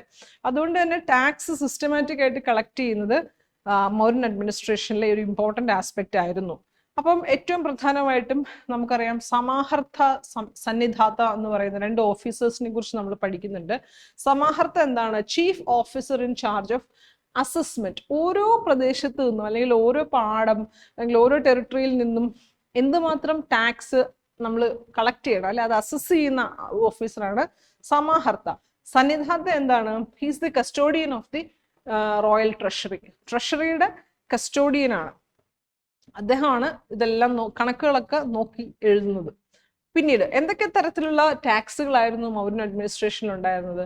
പ്രധാനമായിട്ട് ഭാഗ അല്ലെ, 1/4 അല്ലെങ്കിൽ ചിലപ്പോൾ 1/6 ഓഫ് ദി പ്രൊഡ്യൂസ്, അതാണ് സ്റ്റേറ്റിന്റെ ഷെയർ എന്ന് പറയുന്നത് അല്ലെ, അതാണ് ഭാഗ. പിന്നെ Bali, there could be some extra tax paid by the peasants. പിന്നെ മറ്റ് ടാക്സുകളിലേക്ക് പറയുകയാണെങ്കിൽ ശുൽക്ക എന്ന് വെച്ച് കഴിഞ്ഞാൽ കസ്റ്റംസ് ഡ്യൂട്ടിയാണ്.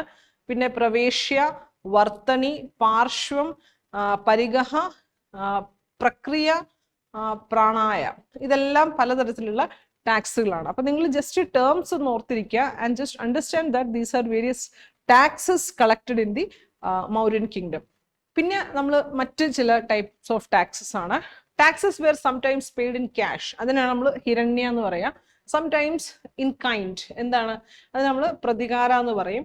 പിന്നെ സംടൈംസ് ടാക്സ് എന്ന് പറയുന്ന ലേബർ തന്നെയാണ്. അതായത് നിങ്ങളിപ്പോൾ ഒരു ഒരു ഒരു ഒരു വീവർ ആണെങ്കിൽ ചിലപ്പോൾ രാജാവിന് വേണ്ടി വീവ് ചെയ്ത് കൊടുക്കുക, അതായിരിക്കും നിങ്ങളുടെ ടാക്സ് ആയിട്ട് പറയുക, അല്ലെ. പിന്നെ ചിലപ്പം ഫോഴ്സ്ഡ് ലേബറും ഉണ്ടായിരുന്നു, അതിന് നമ്മൾ വിഷ്ടി എന്നൊക്കെ പറയും. അതുപോലെ തന്നെ എന്താണ്, the civil servants were responsible for the sale of state owned goods. ഇപ്പൊ സ്റ്റേറ്റ് ഓൺഡ് ഗുഡ്സിന് നമുക്കറിയാം മൗര്യൻ കിങ്ഡത്തിനകത്ത് they had monopoly over mines, monopoly over forest. അപ്പം അവിടെ നിന്നൊക്കെ പ്രൊഡ്യൂസ് ചെയ്യുന്ന പ്രൊഡക്റ്റുകളെയാണ് നമ്മൾ സ്റ്റേറ്റ് ഓൺഡ് പ്രൊഡക്റ്റുകൾ എന്ന് പറയാം. അപ്പൊ അതിനെ സെല്ല് ചെയ്യേണ്ട ഉത്തരവാദിത്തം തീർച്ചയായിട്ടും സിവിൽ സർവൻസിനായിരിക്കും. അതിനാണല്ലോ ശമ്പളം കൊടുത്ത് സ്റ്റേറ്റ് അവരെ എംപ്ലോയ് ചെയ്യുന്നത്.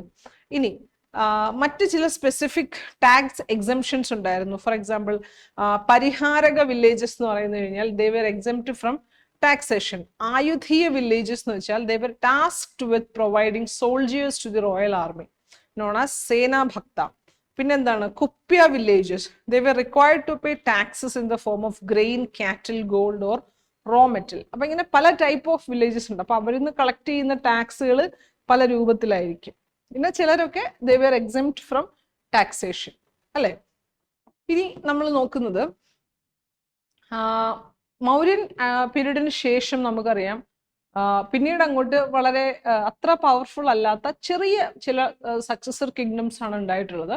അപ്പൊ മൗര്യൻ പീരീഡിൽ നമ്മൾ പറയാ മൗര്യൻസിന് നേറ്റീവ് സക്സസേഴ്സും ഉണ്ടായിരുന്നു, ഫോറിൻ സക്സസേഴ്സും ഉണ്ടായിരുന്നു, അല്ലെ.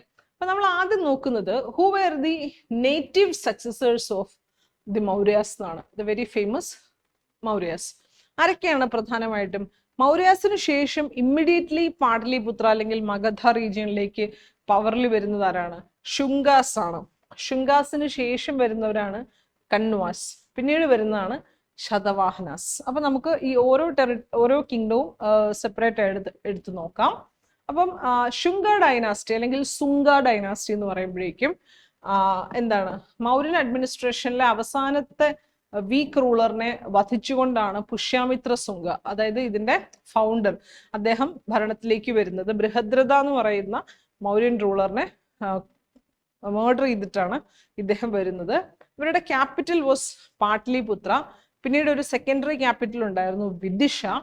ദെൻ മേജർ റൂളേഴ്സ് എന്ന് പറയുന്നത് പുഷ്യാമിത്ര സുംഗ, അഗ്നിമിത്ര, വസുമിത്ര, ദേവഭൂതി.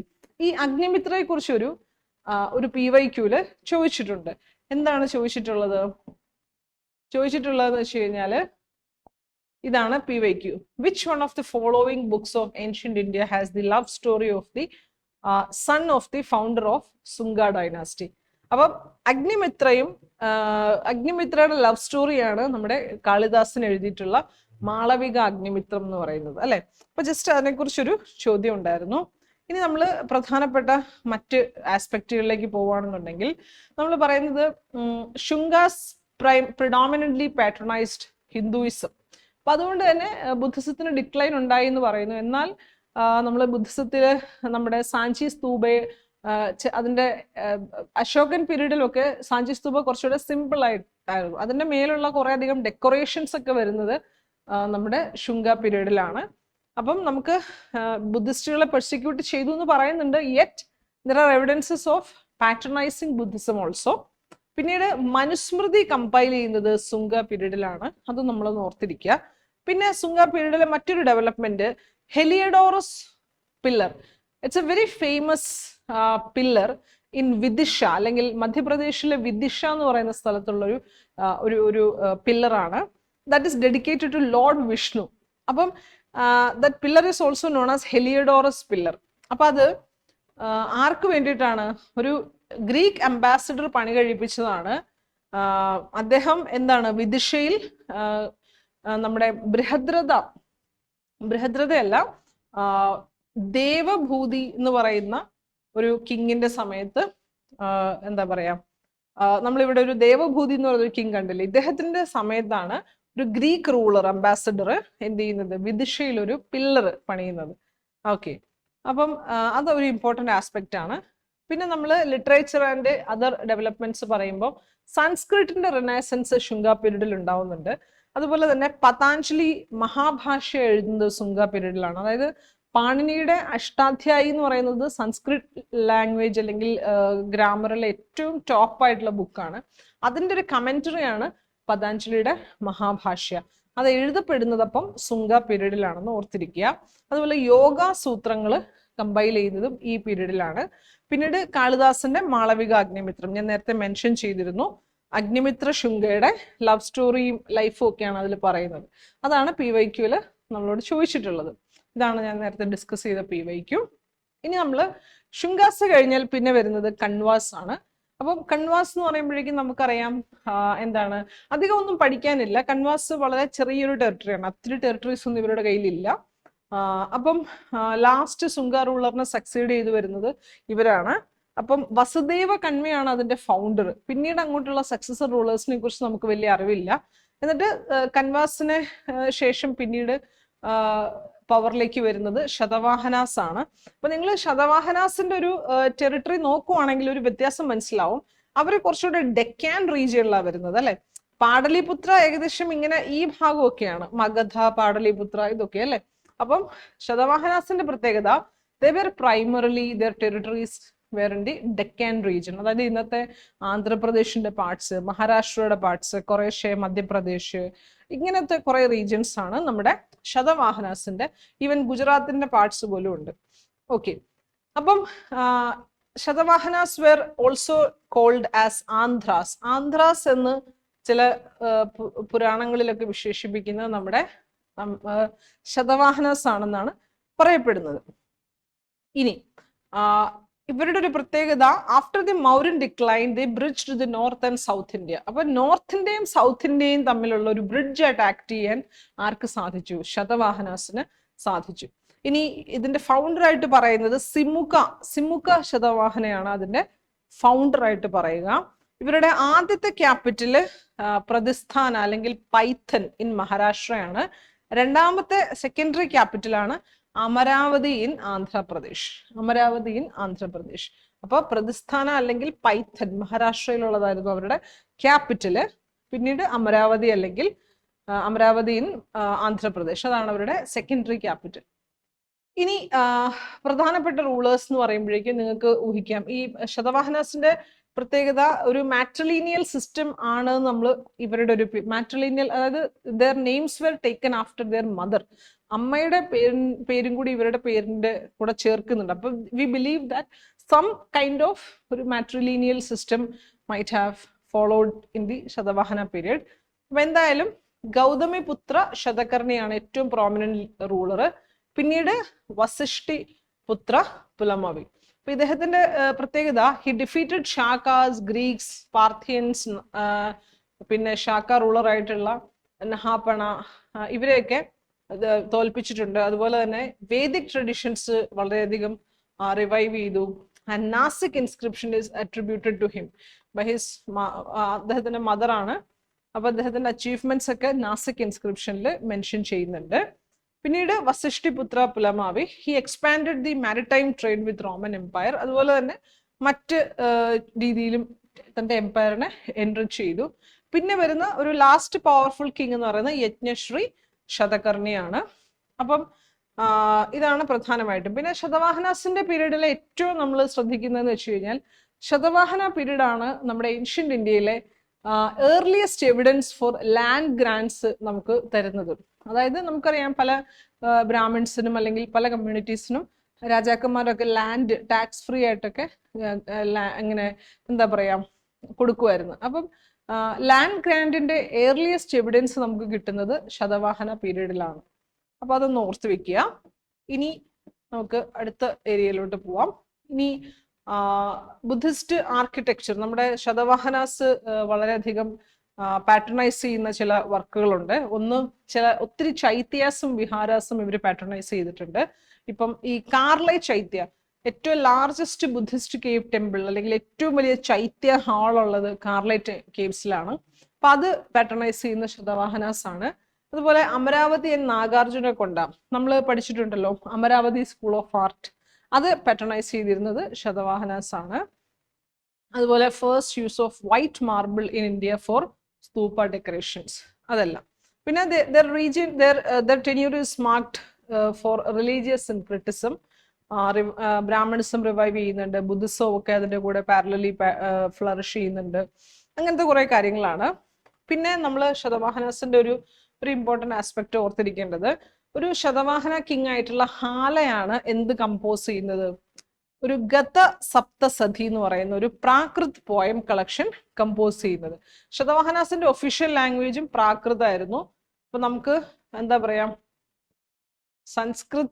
സംസ്കൃതത്തിന് വളരെയധികം റിവൈവൽ ഉണ്ടായി, ബ്രാഹ്മണിസത്തിന് റിവൈവൽ ഉണ്ടായി എന്ന് പറയുമ്പോഴും their official language was Prakrit. And Hala എഴുതിയ ഗത സപ്തസതി എന്താണ്, ഒരു പ്രാകൃത് ഭാഷയിലുള്ള ഒരു പോയറ്റിക് കളക്ഷൻ ആണ്. ഇനി നമ്മൾ നേരത്തെ പറഞ്ഞ പോസ്റ്റ് മൗര്യൻ പീരീഡിലെ ഫോറിൻ സക്സസേഴ്സ് ആണ്. പ്രധാനമായിട്ടും നമ്മൾ ഇൻഡോ ഗ്രീക്സ്, ഷാക്കാസ്, പാർത്തിയൻസ് ആൻഡ് കുഷാൻസ്, ഈ 4 ഡൈനാസ്റ്റീസിനെയാണ് നമ്മൾ നോക്കുക. അപ്പൊ ആദ്യത്തേത് ഇൻഡോ ഗ്രീക്സ്. അപ്പൊ ഇൻഡോ ഗ്രീക്സ് നമുക്കറിയാം, അശോകിന് ശേഷം നോർത്ത് വെസ്റ്റേൺ പാർട്ടൊന്നും അധികം ഗാർഡ് ചെയ്തിട്ടില്ല, ഇന്ത്യയുടെ നോർത്ത് വെസ്റ്റേൺ സൈഡ്. അപ്പൊ അതുകൊണ്ട് തന്നെ ഇൻഡോ ഗ്രീക്സ് തീർച്ചയായിട്ടും ഏത് ഭാഗമായിരിക്കും കോൺക്വർ ചെയ്തിട്ടുണ്ടാവുക, നമ്മുടെ നോർത്ത് വെസ്റ്റേൺ പാർട്ടായിരിക്കും കോൺക്വർ ചെയ്തിട്ടുള്ളത്. അപ്പം ഇൻഡോ ഗ്രീക്സിന്റെ ഒരു ടൈം പീരീഡ് എന്താ പറയാ, ഏകദേശം ഒരു ഇതുപോലെ 160 BC to 145. Most famous king എന്നൊക്കെ പറയുന്നത് നമ്മുടെ മെനാൻഡർ 1 ആണ്. ഇദ്ദേഹത്തിന്റെ, അല്ലെങ്കിൽ he's also known as Milinda, ഇദ്ദേഹത്തിന്റെയാണ് നമ്മൾ നേരത്തെ ഒരു പ്രധാനപ്പെട്ട ഒരു ബുദ്ധിസ്റ്റ് ടെക്സ്റ്റ് മിലിന്ദ പാൻഹോ, ഇദ്ദേഹം ഒരു നാഗസേന എന്ന് പറയുന്ന ഒരു ബുദ്ധിസ്റ്റ് മോങ്കോ ആയിട്ടുള്ള ഒരു ഡിസ്കഷൻ ആണ് മിലിന്ദ പാൻഹോ. ആ ഡിസ്കഷൻ നമ്മൾ കണ്ടിരുന്നു. അതുപോലെ തന്നെ ഇൻഡോ ഗ്രീക്സിന്റെ ഏറ്റവും വലിയ പ്രത്യേകത, അതേ പേര് first to issue gold coins. Indian സബ് കോണ്ടിനെന്റിൽ ഗോൾഡ് കോയിൻസ് ആദ്യമായിട്ട് ഇഷ്യൂ ചെയ്യുന്ന കിങ്ഡം എന്ന് പറയുന്നത് ഇൻഡോ ഗ്രീക്സ് ആണ്. അതുപോലെ തന്നെ ഈ ഇൻഡോ ഗ്രീക്സിന്റെ കോയിൻസിൽ പലതിലും രാജാക്കന്മാരുടെ തല അല്ലെങ്കിൽ അവരുടെ ഫേസ് ഒക്കെ ഉള്ള കോയിൻസ് ഒക്കെ അവർ ഇറക്കിയിട്ടുണ്ട്. പിന്നെ മറ്റു പല റോയൽ സിംബൽസ് ഒക്കെ ഇവരുടെ കോയിൻസിൽ കാണാൻ കഴിയും. പിന്നെ രണ്ടാമത് വരുന്നത് ഷാക്കാസ് ആണ്. ഏതാണ്ട് ഒരു 1st century BC മുതൽ 4th century AD വരെ ഉണ്ട്. അപ്പൊ ഷാക്കാസിന്റെ പ്രത്യേകത, ഇവർ നോർത്ത് വെസ്റ്റേൺ സൈഡിൽ ആക്റ്റീവ് ആയിരുന്നു. പിന്നീട് അവര് 5 ബ്രാഞ്ചസ് ആയിട്ട് സ്പ്ലിറ്റ് ചെയ്യുന്നുണ്ട്. അപ്പം കുറെ ബ്രാഞ്ചസ് ഒക്കെ പിന്നീട് വീക്കായി, പവർഫുൾ കണ്ടംപററീസ് വരുമ്പോൾ വീക്കായി പോകുന്നുണ്ട്. എന്നാൽ ഈ 5 ബ്രാഞ്ചായിട്ട് ഈ ക്ഷത്രാബ്സ് ആയിട്ട് സ്പ്ലിറ്റ് ചെയ്യുന്നത് കൊണ്ട് ചില ബ്രാഞ്ചസ് ഒക്കെ ഒരു 4th century AD വരെയൊക്കെ സർവൈവ് ചെയ്യുന്നുണ്ട്. ചിലതൊക്കെ ആദ്യമേ അങ്ങ് പെരിഷ് ചെയ്തു പോകും. അപ്പം ഏറ്റവും ഇമ്പോർട്ടൻ്റ് ആയിട്ടുള്ള ഒരു ഷാക്ക കിങ് എന്ന് പറയുന്നത് നമ്മുടെ മോസ് ആണ്, അല്ലെങ്കിൽ മോഗ എന്ന് പറയും. മോഗ. അതുപോലെ തന്നെ he established ഷാക്ക power in Gandhara, അതായത് നമ്മുടെ നോർത്ത് വെസ്റ്റേൺ പാർട്ടാണ്. പിന്നെ ഏറ്റവും ഇമ്പോർട്ടൻ്റ് ആയിട്ടുള്ള ഇന്ത്യൻ ടെറിട്ടറീസിൽ ഭരിച്ച ഒരു പ്രധാനപ്പെട്ട ഷാക്ക റൂളർ എന്ന് പറയുന്നത് രുദ്രദാമൻ 1 ആണ്. രുദ്രദാമൻ 1 is very famous for the എന്താണ്, ജുനഗഡ് റോക്ക് ഇൻസ്ക്രിപ്ഷൻ അല്ലെ, ജുനഗഡ് റോക്ക് ഇൻസ്ക്രിപ്ഷൻ. ഇതിന്റെ പ്രത്യേകത എന്ന് വെച്ച് കഴിഞ്ഞാൽ, ഈ ജുനഗഡ് റോക്ക് ഇൻസ്ക്രിപ്ഷനിൽ നമുക്ക് അശോകന്റെ ഇൻസ്ക്രിപ്ഷൻസ് കാണാം. അതിനുശേഷം നമ്മുടെ ഇദ്ദേഹം രുദ്രദാമൻ 1ന്റെ ഇൻസ്ക്രിപ്ഷൻസ് കാണാം. പിന്നീട് വരുന്നത് ഒരു ഗുപ്ത റൂളർ ആയിട്ടുള്ള സ്കന്ദഗുപ്ത 1. ഇത്രയും പേരുടെ ഇൻസ്ക്രിപ്ഷൻസ് നമുക്ക് ജുനഗഡ് റോക്സിൽ കാണാം. അപ്പൊ ഈ രുദ്രദാമൻ 1ന്റെ ജുനഗഡ് റോക്ക് ഇൻസ്ക്രിപ്ഷനിൽ നമുക്ക് കാണാൻ പറ്റുന്ന പ്രധാനപ്പെട്ട കാര്യം എന്ന് വെച്ചാൽ, ഇദ്ദേഹം സുദർശന ലേക്ക്, മൗര്യൻസിന്റെ സമയത്ത് നിർമ്മിക്കപ്പെട്ടിട്ടുള്ള ഒരു ലേക്കാണ്, സുദർശന ലേക്ക് റിപ്പയർ ചെയ്തതിന് എവിഡൻസ് കിട്ടുന്നത് നമ്മുടെ ജുനഗഡ് റോക്കിൽ നിന്നാണ്. ഓക്കെ, ഇനി നമ്മൾ പോകുന്നത് രുദ്രദാമൻ 1 ഇതെല്ലാം നമ്മൾ പറഞ്ഞു. ഇനി 58 BC ഒരു ഉജ്ജയിൻ റീജിയനിലെ ഒരു കിങ് വിക്രമാദിത്യൻ എന്ത് ചെയ്തു? He is suppose to have defeated the Shakas and he established an era called Vikram Samvat. അപ്പൊ 58 BC വിക്രം സംവാദ് എസ്റ്റാബ്ലിഷ് ചെയ്യുന്ന ഒരു വിക്രം സംവാദ് ഒരു പുതിയ ഇറയാണ്. അപ്പം that started in 58 BC and the Kings name is Vikramaditya. ഇനി നമ്മൾ അടുത്ത ഇമ്പോർട്ടൻ്റ് ആയിട്ടുള്ള മറ്റൊരു ഡൈനാസ്റ്റി ഇത് പാർഥിയൻസ്. പാർഥിയൻസ് അധികം പവർഫുൾ ആയിരുന്നില്ല. പാർഥിയൻസ് ഒരു അധികം നാള് നിലനിന്നതും ഇല്ല. നോക്കൂ, ഇപ്പോൾ ഒരു 1st century BC മുതൽ 1st century AD വരെ ഉള്ളൂ. അപ്പം they were also called as Pahlavas and they are believed to come from the Iran region. പിന്നീട് ഈ ഇൻഡോ പാർഥിയൻ കിങ്ഡത്തിനെ നമ്മൾക്ക് ഗോണ്ടോ ഫാരിഡ് ഡൈനാസ്റ്റി എന്ന് വേണമെങ്കിൽ നമുക്ക് വിളിക്കാം. അങ്ങനെയും അവർ അറിയപ്പെടുന്നുണ്ട്. എന്നാൽ എന്താ പറയാ, അധികം നാൾ ഇവർ എന്താ പറയാ കണ്ടിന്യൂ ചെയ്തില്ല. നമ്മുടെ കുഷാൻസ് ഒക്കെ വരുന്നതോടുകൂടി പാർഥിയൻസ് ഡിക്ലൈൻ ആവുന്നുണ്ട്. ആൻഡ് മച്ച് ഇമ്പോർട്ടൻറ്റ് ആസ്പെക്ട്സ് ഇല്ല ഇവരുടെ പീരീഡിൽ. പിന്നെ നമ്മൾ പറയുന്ന ഇമ്പോർട്ടൻ്റ് ആയിട്ടുള്ള ലാസ്റ്റ് ഫോറിൻ സക്സസർ എന്ന് പറയുന്നത് കുഷാനാസ് ആണ്. കുഷാൻസിന്റെ ഒരു പ്രത്യേകത, അവരെവിടെ നിന്നാണ്, സെൻട്രൽ ഏഷ്യൻ ക്ലാൻ ആയിരുന്നു ഈ കുഷാൻസിന്റെ ഫൗണ്ടിങ് ട്രൈബ് എന്ന് പറയുന്നത്. അപ്പം ഫൗണ്ടർ ആയിട്ട് പറയുന്നത് കാട്ട്ഫിസസ് 1 അല്ലെങ്കിൽ കുജാൽ കാട്ട്ഫിസസ് ആണ്. പിന്നീട് വെമ കാട്ട്ഫിസസ് എന്നൊക്കെ പറയുന്ന മറ്റ് സക്സസേഴ്സും വരുന്നുണ്ട്. അപ്പം Kujula Kadphises is the founder, കനിഷ്കൻ അല്ല. പക്ഷെ the most famous ruler among the Kushans is Kanishka. കനിഷ്കൻ ഭരിക്കുന്നത് 78 AD മുതൽ 101 AD വരെയാണ്. അപ്പൊ he's also known as second Ashoka. ബുദ്ധിസത്തെ വളരെയധികം പാട്രണൈസ് ചെയ്തൊരു റൂളറാണ്. നമുക്ക് കണ്ടിരുന്നു അല്ലെ, 4th ബുദ്ധിസ്റ്റ് കൗൺസിൽ പാട്രണൈസ് ചെയ്യുന്നത് കനിഷ്കനാണ് ഇൻ കുന്തലവന കാശ്മീർ. അതുപോലെ തന്നെ പാർഥിയൻസിനെ നോർത്ത് വെസ്റ്റിൽ നിന്ന് റീപ്ലേസ് ചെയ്യുന്നതും കനിഷ്കനാണ് അല്ലെങ്കിൽ കുഷാൻസ് ആണ്. ഇവരുടെ പ്രത്യേകത, they were the first rulers to issue gold coins on a wide scale. ഏറ്റവും കൂടുതൽ ഗോൾഡ് കോയിൻസ് ഇഷ്യൂ ചെയ്തിട്ടുള്ള കിങ്ഡം കുഷാൻസ് ആണ്. ഇനി ഇവരുടെ ആദ്യത്തെ ക്യാപിറ്റൽ എന്ന് പറയുന്നത് പെഷാവർ ആയിരുന്നു. പിന്നെ മഹായാന ബുദ്ധിസത്തിന്റെ വലിയ പേട്രൺ ആയിരുന്നു, നമ്മൾ കണ്ടായിരുന്നു. അതുപോലെ തന്നെ ഇദ്ദേഹത്തിന്റെ ഒരു ഹെഡ്ലെസ്, കനിഷ്കന്റെ ഒരു ഹെഡ്ലെസ് സ്റ്റാച്യു നമ്മൾ കണ്ടുപിടിച്ചിട്ടുണ്ട് മധുര റീജിയനിൽ. നമ്മളുടെ NCERT ടെക്സ്റ്റിലൊക്കെ ഇദ്ദേഹത്തിന്റെ ആ ഫോട്ടോ, സ്റ്റാച്യുവിന്റെ ഫോട്ടോ അവൈലബിൾ ആണ്. And he patronised various Buddhist scholars like Nagarjuna, അശ്വഘോഷ, വസുമിത്ര, പാർശ്വ, ചരക, മദാര, ഇങ്ങനെ കുറെ അധികം ഇമ്പോർട്ടൻ്റ് ആയിട്ടുള്ള സ്കോളേഴ്സിനെ കനിഷ്കൻ പാട്രണൈസ് ചെയ്തിട്ടുണ്ട്. അപ്പൊ ഈ സ്കോളേഴ്സിന്റെ പേരൊക്കെ നമ്മളൊന്ന് പഠിച്ചു വെക്കുക. ഇനി നമ്മൾ നോക്കുവാണെങ്കിൽ കുഷാൻ എംപയർ, അപ്പൊ സക്സസേഴ്സിൽ ഏറ്റവും പ്രോമിനന്റ് ആയിട്ടുള്ള സക്സസർ എന്ന് പറയുന്നത് കുഷാൻസ് ആണ്. അപ്പൊ നിങ്ങൾ നോക്കുവാണെങ്കിലും കാണാം അവരുടെ എംപയർ ഇത്രയും വൈഡ് ആയിരുന്നു. ഇനി നമ്മൾ പോകുന്നതെന്ന് വെച്ച് കഴിഞ്ഞാല്, നമ്മളിപ്പോ ഇത്രയും നേരം നോർത്ത് ഇന്ത്യ പറഞ്ഞു, ഇനി നമ്മൾ സൗത്ത് ഇന്ത്യ ആണ് പറയുന്നത്. സൗത്ത് ഇന്ത്യയിൽ നമ്മളിപ്പം ഏകദേശം മൗര്യൻ പീരീഡ് പറഞ്ഞു, പിന്നീട് പോസ്റ്റ് മൗര്യൻ പീരീഡ് പറഞ്ഞു അല്ലെ. അപ്പൊ അതേ സമയത്ത് സൗത്ത് ഇന്ത്യയിൽ എന്തായിരുന്നു എന്നാണ് നമ്മൾ നോക്കുക. അതായത് ഏതാണ്ട് ഒരു 300 BC മുതൽ ഒരു 300 AD അല്ലെ, അതുവരെ സൗത്ത് ഇന്ത്യ എങ്ങനെയായിരുന്നു? ആ സൗത്ത് ഇന്ത്യൻ പീരീഡിനെയാണ് നമ്മൾ സംഘം പീരീഡ് അല്ലെങ്കിൽ സംഘം ഇറ, സംഘം ഏജ് എന്നൊക്കെ പറയുന്നത്. ഓക്കെ, അപ്പം 3rd century BC to 3rd century AD, ഇതാണ് നമ്മുടെ സംഘം ഏജിന്റെ ഒരു ടൈം ലൈൻ എന്ന് പറയുന്നത്. അപ്പം സംഘം എന്ന് പറഞ്ഞാൽ നമ്മൾ മലയാളത്തിൽ സംഘം ചേരുക എന്ന് പറയുന്ന പോലെ, സംഘം basically it was an assembly of poets, Tamil poets ആണ് സംഘം എന്ന് പറയാം. അപ്പൊ ആ പീരീഡിലെ ഏറ്റവും വലിയ കൾച്ചറൽ ഡെവലപ്മെന്റ് എന്ന് പറയുന്നത് ഇത് തന്നെയാണ്. അതായത് വളരെ ഏൻഷ്യന്റ് ആയിട്ടുള്ള, തമിഴിലെ ഏറ്റവും റെക്കോർഡഡ് ആയിട്ടുള്ള ഏറ്റവും പഴയ പോയട്രീസ് ഒക്കെ വന്നിട്ടുള്ളത് ഈ സംഘം പീരീഡിൽ നിന്നാണ്. അപ്പോൾ ഈ പോയറ്റ്സ് ഒക്കെ ഓരോ സമയത്ത് ഒത്തുകൂടും.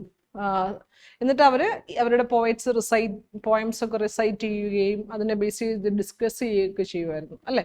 അപ്പൊ ആ ഒരു ഐഡിയ ആണ് നമ്മൾ സംഘം എന്ന് പറയുന്നതുകൊണ്ട് ഉദ്ദേശിക്കുന്നത്. അപ്പം പ്രധാനമായിട്ടും സംഘം അസംബ്ലീസ്, 3 സംഘം അസംബ്ലീസ് ആണ് നമ്മൾ പറയുക. ഒന്ന്, ഫസ്റ്റ് സംഘം ലൊക്കേഷൻ മധുരയാണ്. അത് ആരായിരുന്നു അത് പ്രിസൈഡ് ചെയ്തിരുന്നത്? അഗസ്ത്യർ എന്ന് പറയുന്ന ഒരു ഫേമസ് പോയറ്റ് ആണ്. എന്നാൽ ആ പീരീഡിലെ ലിറ്റററി വർക്ക്സ് ഒന്നും സർവൈവ് ചെയ്യുന്നില്ല. സെക്കൻഡ്, കപടപുരം എന്ന് പറയുന്ന ഒരു സ്ഥലത്താണ്. ഇത് പാട്രണൈസ് ചെയ്തിരുന്നത് തൊൽക്കാപ്പിയർ ആയിരുന്നു. അദ്ദേഹത്തിന്റെ തന്നെ വർക്കായിട്ടുള്ള തൊൽക്കാപ്യം, അത് മാത്രമേ ഇവിടെ സർവൈവ് ചെയ്തിട്ടുള്ളൂ. പിന്നീട് 3rd സംഘം വീണ്ടും വരുന്നുണ്ട് മധുരയില്. And poets like Nakkirar, he presided over the സംഘം. അവിടെയാണ് ഏറ്റവും പ്രോമിനൻ്റ് ആയിട്ടുള്ള 8 തോകൈ 10 പാട്ട് ഇങ്ങനത്തെ സംഘം ഇറയിലെ ക്ലാസിക് ആയിട്ടുള്ള ബുക്കുകൾ എന്താ പറയുക കമ്പൈൽ ചെയ്യുകയും പ്രിസർവ് ചെയ്യുകയും ചെയ്തിട്ടുള്ളത്. അപ്പൊ ഇതാണ് നമ്മൾ സംഘം എന്ന് പറയുമ്പോൾ ഉദ്ദേശിക്കുന്നത്. Basically the assembly of prominent poets at the time, Tamil poets അല്ലെ. ഇനി അപ്പം എക്സാം പോയിന്റ് ഓഫ് വ്യൂ നമ്മൾ ഇതൊന്ന് പഠിക്കണം. ഇനി നമ്മൾ പറയുന്നത് സംഘം ഇറയിൽ 300 BC to 300 AD സൗത്ത് ഇന്ത്യയിലെ പ്രധാനമായിട്ടും നമ്മൾ 3 ഡൈനാസ്റ്റീസ് ആണ് പറയുക. നമ്മൾ അവരെ മൂവെൻഡർ എന്ന് പറയും. ആരൊക്കെയാണ്? ചേരാസ്, ചോളാസ്, പാണ്ഡ്യാസ് ആൻഡ് പാണ്ഡ്യാസ് അല്ലെ. ഇപ്പൊ നമ്മൾ ചേരാസ് എന്ന് പറയുമ്പം ഇന്നത്തെ കേരളത്തിന്റെ പല പാർട്സും ചേര കിങ്ഡത്തിന്റെ പാർട്ടാണ്. തമിഴ്നാടിന്റെ കുറെ പാർട്സ്, കേരളത്തിന്റെ കുറച്ച്, മലബാറിന്റെ പാർട്ട്, പിന്നെ കുറച്ച് സദേൺ കേരളം, തമിഴ്, തിരുവനന്തപുരം, കൊല്ലം, അങ്ങനെയൊക്കെ ഉള്ള കുറച്ച് പാർട്സ്, ഇതെല്ലാം കൂടി ചേരുന്നതായിരുന്നു നമ്മുടെ ചേര കിങ്ഡം. അപ്പൊ ചേര കിങ്ഡത്തെ കുറിച്ച് പറയുമ്പോഴേക്കും central and northern Kerala and parts of Tamil Nadu, ഇതാണ് ചേര കിങ്ഡത്തിന്റെ ടെറിട്ടറീസ്. ഇവരുടെ എംബ്ലം എന്താണ്? Bow and arrow. അതുപോലെ ഇവരുടെ ക്യാപിറ്റൽ വാസ് വഞ്ചി. കീ പോർട്സ് എന്ന് പറയുന്നത് മുസ്രി ആൻഡ് തൊണ്ടി. നമ്മൾ മുസ്രിസ് എന്ന് പറയത്തില്ലേ, അതാണ് മുസ്രി അല്ലെങ്കിൽ മുച്ചിരി എന്ന് പറയുന്നത്, തൊണ്ടി. ഇതൊക്കെയാണ് ചേര കിങ്ഡത്തിന്റെ പ്രധാനപ്പെട്ട പോർട്സ്. ഇനി ഫേമസ് റൂളർ എന്ന് പറയുന്നത് ചേരൻ സെങ്കുട്ടുവനാണ്, ദ റെഡ് ചേര. ഇദ്ദേഹമാണ് നമ്മുടെ ചിലപ്പതികാരത്തിലെ ഹീറോയിൻ ആയിട്ടുള്ള നമ്മുടെ കണ്ണകിയുടെ വേർഷിപ്പിന് വേണ്ടിയിട്ട് തുടങ്ങിയ ഒരു കൾട്ടാണ് പട്ടിണി കൾട്ട് എന്ന് പറയുന്നത്. അപ്പൊ പട്ടിണി കൾട്ട് ഇനിഷ്യേറ്റ് ചെയ്യുന്നത് നമ്മുടെ ചേരൻ സെങ്കുട്ടുവനാണ്. Pattini cult is associated with Kannagi, എന്താണ്, one of the main characters of Silappatikaram, and that cult has been initiated by Cheran Senguttuvan അല്ലെ.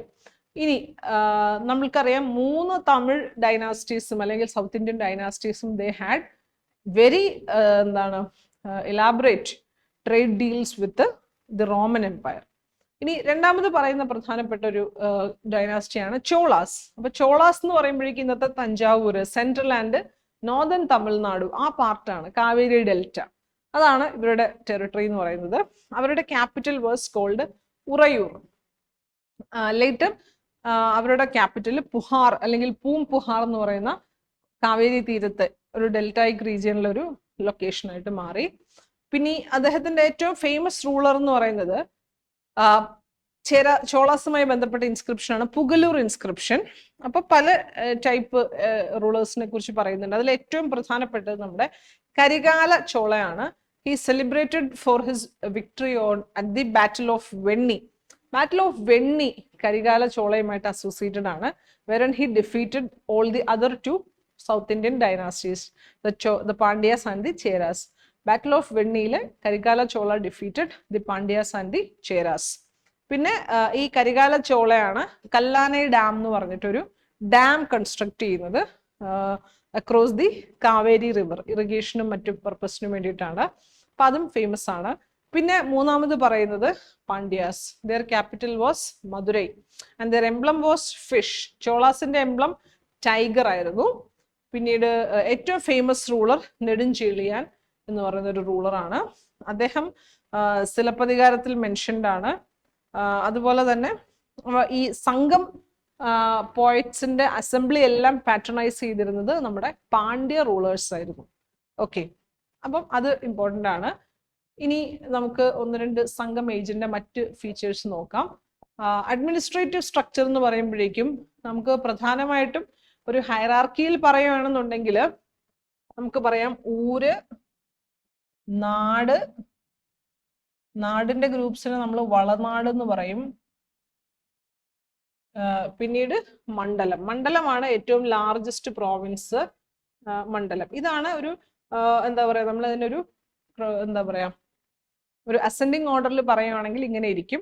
പിന്നീട് ഊരിന് തന്നെ പല ക്ലാസിഫിക്കേഷൻ ഉണ്ട്. പേരൂറുണ്ട്, സിരൂറുണ്ട്. സിരൂർ എന്ന് വെച്ചാൽ ചെറിയ വില്ലേജ് ആണ്. പേരൂർ അത് ലാർജർ വില്ലേജ് ആണ്. പിന്നെ എന്താ പറയാ, ഊര് കുറെ അധികം വില്ലേജസ് ചേരുമ്പോൾ ഊരാവുന്നു. പിന്നീട് വലിയ യൂണിറ്റ്സിന് നമ്മൾ മണ്ഡലം എന്ന് പറയുന്നു അല്ലെ. ഇനി നമ്മൾക്ക് മറ്റ് ആസ്പെക്ട് നോക്കാം. അപ്പം പലതരത്തിലുള്ള even society was also divided in different sections. അപ്പൊ അതിൽ പറയുകയാണെന്നുണ്ടെങ്കിൽ കീഴർ, വേളിർ, വേണ്ടർ. കീഴർ എന്ന് പറയുമ്പോഴേക്കും വില്ലേജ് ലീഡേഴ്സ് അല്ലെങ്കിൽ റൂളേഴ്സ് ഓഫ് സ്മോൾ ടെറിട്ടറീസ് ആണ്. അതാണ് കീഴർ എന്ന് പറയുന്നത്. വേളിർ എന്താണ്? Regional chieftains governing hilly and forested areas. കുറച്ചുകൂടെ ലാർജർ ഏരിയാസ് കയ്യിലുള്ളവരാണ് വേളിർ എന്ന് പറയുന്നത്. വേണ്ടർ എന്ന് പറയുന്നതോ കിങ്സ് റൂളിംഗ് എക്സ്പാൻസീവ് ലാൻഡ്. അതാണ് നമ്മൾ മൂവേണ്ടർ എന്ന് പറയുന്നത്. ചോള കിങ്സും പാണ്ഡ്യ കിങ്സും ചേര കിങ്സും അവരെ നമ്മൾ മൂവേണ്ടർ എന്ന് പറയാം. അപ്പൊ വേണ്ടർ. അപ്പൊ കീഴർ, വേള്, വേണ്ടർ ഇതെല്ലാം ടൈപ്സ് ഓഫ് റൂളിംഗ് ക്ലാസ് ആണ് വിതിൻ ദി സംഘം പീരീഡ്. ഓക്കെ. പിന്നീട് അതുപോലെ തന്നെ മറ്റു ചില പ്രധാനപ്പെട്ട അഡ്മിനിസ്ട്രേറ്റീവ് പൊസിഷൻസ് ഉണ്ട്, ഓഫീസേഴ്സ് ഉണ്ട്. ആമൈച്ചർ എന്ന് പറയുന്നത് മിനിസ്റ്റേഴ്സ് ആണ്. അന്തനർ എന്ന് പറയുന്നത് പീസ്റ്റ് ആണ്. ദൂതർ അതാണ് ഇങ്ങനെ സ്പൈസ് അല്ലെങ്കിൽ എൻവോയ്സ്, അംബാസഡേഴ്സ്. പിന്നെ സേനാപതി, ഓരർ ആണ് ശരിക്കും സ്പൈസ് ആയിട്ട് വരുന്നത്. അപ്പം ഇത്രയും ചില ഇമ്പോർട്ടൻ്റ് ഒഫീഷ്യൽസ് ഉണ്ട് നമ്മുടെ സംഘം പീരീഡിൽ. ഇനി സംഘം ലിറ്ററേച്ചർ, ഇത് നിങ്ങളൊന്ന് മസ്റ്റായിട്ടും പഠിക്കണം. പ്രധാനപ്പെട്ട ഒരു 5-6 സംഘം ലിറ്ററേച്ചർ ആണ്. സിലപ്പതികാരത്തിന്റെ സിക്കലാണ് നമ്മൾ ഈ പറയുന്ന മണിമേഖല എന്ന് പറയുന്നത്. അപ്പം തൊൽക്കാപ്യത്തിൽ എന്താ പറയുന്നത്, 8 തോകയിൽ എന്താ പറയുന്നത്, 10 പാട്ട്, 17 കീഴ്ക്കണക്ക്, ഇതെല്ലാം നമ്മളൊന്ന് ജസ്റ്റ് നോക്കി വെച്ചേക്കുക. ഇനി സോഷ്യൽ സ്ട്രക്ചർ ഓഫ് സംഘം പീരീഡ് ആണ്. സംഘം പീരീഡിൽ ഈ പറയുന്ന പോലെ varying degrees of gender equality ആണ്. അപ്പൊ നമുക്കറിയാം ഒരു ലാർജ്ലി പാട്രിയാർക്കൽ സൊസൈറ്റി തന്നെയാണ്. അപ്പൊ ജെൻഡർ ഇക്വാലിറ്റി എന്താ പറയാ, ചിലയിടങ്ങളിലൊക്കെ ഉണ്ട്, ചിലയിടത്ത് കൂടുതൽ ഒരു പാട്രിയാർക്കൽ സെറ്റപ്പ് തന്നെയാണ്. അപ്പം നമ്മൾ ഈ തൊൽക്കാപ്യം നോക്കുകയാണെന്നുണ്ടെങ്കിൽ ഒരു 5-fold ക്ലാസിഫിക്കേഷൻ ഓഫ് ലാൻഡ്, അതായത് ഈ നമ്മുടെ സംഘമിറയിലെ ലാൻഡിനെ നമ്മൾ 5ആയിട്ട് തിരിക്കുന്നുണ്ട്. അതിനാണ് നമ്മൾ ഐന്തിനൈ അല്ലെങ്കിൽ പഞ്ച് തിനൈ ക്ലാസിഫിക്കേഷൻ എന്ന് പറയുന്നത്. ഏതൊക്കെയാണെന്ന് നമുക്ക് നോക്കാം. കുറിഞ്ഞി, മുല്ലൈ, മരുതം, നെയ്തൽ, പാലൈ. കുറിഞ്ഞി എന്ന് വെച്ചാൽ ഹില്ലി ഏരിയസ് ആണ്. മുല്ലൈ പാസ്റ്റോറൽ ഏരിയസ് ആണ്. മരുതം അഗ്രികൾച്ചറൽ ഏരിയാസ്. നെയ്തൽ കോസ്റ്റലാണ്. പാലൈ എന്ന് പറയുന്നത് ഡെസേർട്ട് റീജിയൻസ് ആണ്. ഓക്കെ. അപ്പം ഇത്രയും കാര്യങ്ങൾ. അപ്പം ഓരോ ലാൻഡിനും ഓരോ ചീഫ് ഡീറ്റി ഉണ്ട്. അതും ഒന്ന് ജസ്റ്റ് ഒന്ന് അറിഞ്ഞു വെച്ചാൽ മതി. പിന്നെ ഓരോ ലാൻഡിലും അതിൻ്റെതായ ഓരോ ഇൻഹാബിറ്റൻസ് ഉണ്ട്. ഇനി നമ്മൾ അടുത്തതിലേക്ക് പോവുകയാണെങ്കിൽ സൊസൈറ്റി, അഗെയിൻ ഞാൻ നേരത്തെ പറഞ്ഞ പോലെ വീണ്ടും 4 ക്ലാസ് ആയിട്ട് ഡിവൈഡ് ചെയ്തിരുന്നു. ഒന്ന് Arasar, the ruling class. 2 Anthanar, the priestly class. അപ്പൊ ബ്രാഹ്മിൺസ് ആണ് അവിടെ ഉൾക്കൊള്ളുക. പിന്നെ വണികർ, ട്രേഡേഴ്സ് ആൻഡ് മെർച്ചൻസ്. പിന്നീട് വെള്ളാളർ, അഗ്രികൾച്ചർ. വെള്ളാളർ എന്ന് പറയുമ്പോഴേക്കും കുറച്ച് ലാൻഡ് ഹോൾഡിങ്സ് ഒക്കെ ഉള്ള കർഷകരെയാണ് നമ്മൾ വെള്ളാളർ എന്ന് പറയാം. പിന്നെ ഈ പറയുന്ന പോലെ ബ്രാഹ്മണാസ് അതുകൊണ്ട് നമുക്കറിയാം. പിന്നെ നമ്മൾ പ്രധാനമായിട്ടും പറയുന്നത് പൊസിഷൻ ഓഫ് വിമൻ ആണ്. അപ്പൊ വിമന് കുറച്ചുകൂടെയൊക്കെ ഫ്രീഡവും റെസ്പെക്റ്റും നൽകിയിരുന്ന ഒരു സൊസൈറ്റി ആയിരുന്നു. അതുപോലെ തന്നെ വളരെ ഫേമസ് ആയിട്ടുള്ള ചില തമിഴ് പോയറ്റ്സ് ഉണ്ട്. പിന്നെ love marriage was very much allowed. പക്ഷേ എനിക്ക് തോന്നുന്നു കാസ്റ്റ് അല്ലെങ്കിൽ ഇത്തരത്തിലുള്ള കമ്മ്യൂണിറ്റി കൺസിഡറേഷൻസ് ഒക്കെ ഉണ്ടാകും തീർച്ചയായിട്ടും. പിന്നെ വിഡോഹുഡ് ഉണ്ടായിരുന്നു. അപ്പൊ widowhood was faced with social ostracism and the practice of sati. സതിക്ക് സിമിലർ ആയിട്ടുള്ള പ്രാക്ടീസ് ഉണ്ടെന്നാണ് നമ്മൾ പറയുക. ആ പ്രാക്ടീസിന് നമ്മൾ തിപ്പയാടൈ എന്ന് പറയുന്നു. Thippayadal, self immolation was there. പിന്നീട് chastity was regarded as a high virtue. Okay. അപ്പൊ ഇങ്ങനത്തെ കുറച്ച് ഫീച്ചേഴ്സ് ആണ് position of women during the Sangam age. ഇനി economy of the Sangam age നമുക്കറിയാം, തീർച്ചയായിട്ടും ഒരു അഗ്രികൾച്ചറൽ ഇക്കോണമി തന്നെയാണ് സംഘം ഏജ് ഇക്കോണമി എന്ന് പറയുന്നത്. അപ്പം പലതരത്തിലുള്ള പ്രൊഡക്റ്റുകൾ അവിടെ പ്രൊഡ്യൂസ് ചെയ്തിരുന്നു. പാഡി, ജാക്ക് ഫ്രൂട്ട്, പെപ്പർ, ഇതിങ്ങനെ പലതും അവിടെ ഉണ്ടായിരുന്നു. ഇനി ഹാൻഡിക്രാഫ്റ്റ്സ് എന്ന് പറയുമ്പോഴേക്കും വീവിങ്, നമ്മൾ നേരത്തെ ചോള ക്യാപിറ്റൽ ആയിട്ടുള്ള ഉറയൂർ പറഞ്ഞല്ലോ. Uraiyur was a very famous centre for cotton production. Weaving ഉണ്ട്, metal working, carpentry, ship building, ornament making, ഇങ്ങനത്തെ പല ഇൻഡസ്ട്രീസും അവിടെ അല്ലെങ്കിൽ ഇക്കണോമിക് ആക്ടിവിറ്റീസും ഉണ്ടായിരുന്നു. പിന്നെ നമുക്കറിയാം Pandya kingdom was very famous for pearl production. അപ്പൊ പേൾ പ്രൊഡക്ഷൻ വളരെ ഫേമസ് ആയിരുന്നു പാണ്ഡ്യ കിങ്ഡം. കാരണം ഓഫ് കോഴ്സ് അവർക്ക് ഇങ്ങനെ കോസ്റ്റൽ രാജ്യങ്ങളാണല്ലോ, കൺട്രീസ് ആണ്. അപ്പൊ തീർച്ചയായിട്ടും ടെറിട്ടറീസ് ആണ്. അപ്പം കോസ്റ്റൽ ടെറിട്ടറീസ് ആകുമ്പോഴേക്കും പേൾ ഫിഷറീസ് ഒക്കെ വളരെ പ്രോമിനന്റ് ആയിരിക്കും. പിന്നീട് എന്താ പറയാ, ഇമ്പോർട്ടൻ്റ് ആയിട്ടുള്ളത് എക്സ്റ്റേണൽ ട്രേഡ്. അപ്പോൾ ഇന്റേണൽ ട്രേഡും എക്സ്റ്റേണൽ ട്രേഡും വളരെ പ്രോമിനൻ്റ് ആണ്. അപ്പം എക്സ്റ്റേണൽ ട്രേഡിന് ഇവരെ ഏറ്റവും ഫേവറബിൾ ആക്കുന്ന എന്താണ്? The network of various ports in the kingdom അല്ലെ. പുഹാർ, തൊണ്ടി, മുസ്രി, കോർക്കൈ, അരിക്കമേട്, മരക്കാനം, ഇതെല്ലാം അന്നത്തെ സംഗം ഏജിൽ അല്ലെങ്കിൽ സൗത്ത് ഇന്ത്യൻ ഡൈനാസ്റ്റീസിന്റെ പോർട്സ് ആണ്. പിന്നെ എന്തൊക്കെയാണ് നമ്മൾ എക്സ്പോർട്ട് ചെയ്തിരിക്കുക? തീർച്ചയായിട്ടും കോട്ടൺ എക്സ്പോർട്ട് ചെയ്യും, spices like pepper, ginger, cardamom, ഇതെല്ലാം, ivory products, pearls and precious stones. ഇനി ഇമ്പോർട്ടൻറ്റ് ഗുഡ്സിലേക്കോ ഗോൾഡ് ഉണ്ടാവാം, ഹോഴ്സസ്, സ്വീറ്റ് വൈൻ തുടങ്ങിയവയൊക്കെ നമ്മൾ റോമൻ കിങ്ഡത്തിൽ നിന്നൊക്കെ ഇങ്ങോട്ടേക്ക് ഇമ്പോർട്ട് ചെയ്യും. ഇനി നമ്മൾ ഇതിൽ കുറച്ച് ചോള റീജിയന്റെ പ്ലേസസും പോർട്സും ഒക്കെ കാണിച്ചിരിക്കുന്നത്. I will show you A better picture. ഇതാണ്. അപ്പൊ ഇതിലാണ് നമ്മൾ നേരത്തെ കണ്ടിരുന്ന പ്രധാനപ്പെട്ട പോർട്സ് ഒക്കെ. അരിക്കമേട് ഇവിടെയാണ്, കാവേരി പട്ടണം ഇവിടെ വരും, നാഗപട്ടണം ഇവിടെ വരും, അളകാംകുളം ഇവിടെ വരും, കോർക്കൈ, പാണ്ഡ്യൻ പോർട്ടാണ് കോർക്കൈ, കന്യാകുമാരി. പിന്നീട് നമ്മൾ തൊണ്ടി, ചേരയുടെ പോർട്ടാണ് തൊണ്ടി, വഞ്ചി അല്ലെങ്കിൽ മുച്ചിരി, ഇതൊക്കെ ഇവിടെ ആയിട്ട് വരും. അപ്പം ഇതെല്ലാം നമ്മൾ ഇതിന്റെ ലൊക്കേഷൻസ് ഒക്കെ ഒന്ന് അറിഞ്ഞിരിക്കുക. കാരണം ഒരു പ്രീവിയസ് ഇയറിൽ ഒരു ക്വസ്റ്റ്യൻ ചോദിച്ചിരുന്നു. ഞാൻ ആ ക്വസ്റ്റ്യൻ നിങ്ങൾക്ക് കാണിച്ചു തരാം. With reference to ancient South India, Korkai, Poompuhar and Muchiri were well known as capital city, ports, centers of iron and steel making, shrines of Jain Tirthankaras. അപ്പൊ നമുക്ക് കൃത്യമായിട്ട് അറിയാം, these were nothing but famous ports in South India അല്ലെ. അപ്പം correct ആയിട്ട് പേരെടുത്ത് തന്നെ ചോദിച്ചിട്ടുണ്ട്, കോർക്കൈ, പൂംപുഹാർ ആൻഡ് മുച്ചിരി. അപ്പൊ നമുക്ക് അതുകൊണ്ട് തന്നെ സംഗം ഏജിലെ പ്രധാനപ്പെട്ട പോർട്സുകളൊക്കെ നമ്മൾ നോക്കി വെക്കുക. ഇൻഫാക്ട് അതിന്റെ നോർത്ത് സൗത്ത് ലൊക്കേഷനൊക്കെ നോക്കി വെക്കുക. ഓക്കെ, അപ്പം ഇത്രയാണ് പ്രധാനമായിട്ടും നമ്മൾ സൗത്ത് ഇന്ത്യയിലെ കാര്യങ്ങൾ കവർ ചെയ്യുക. അപ്പം നമ്മൾ ഏകദേശം ഏൻഷ്യൻ ഹിസ്റ്ററിയുടെ ഒരു 300 BC മുതൽ ഒരു റഫ്ലി ഒരു 300-400 AD വരെയുള്ള പീരീഡ് നമ്മൾ നോർത്തും സൗത്തും ഇതോടുകൂടി കവർ ചെയ്തിട്ടുണ്ട്. Thank you all for listening. Thank you.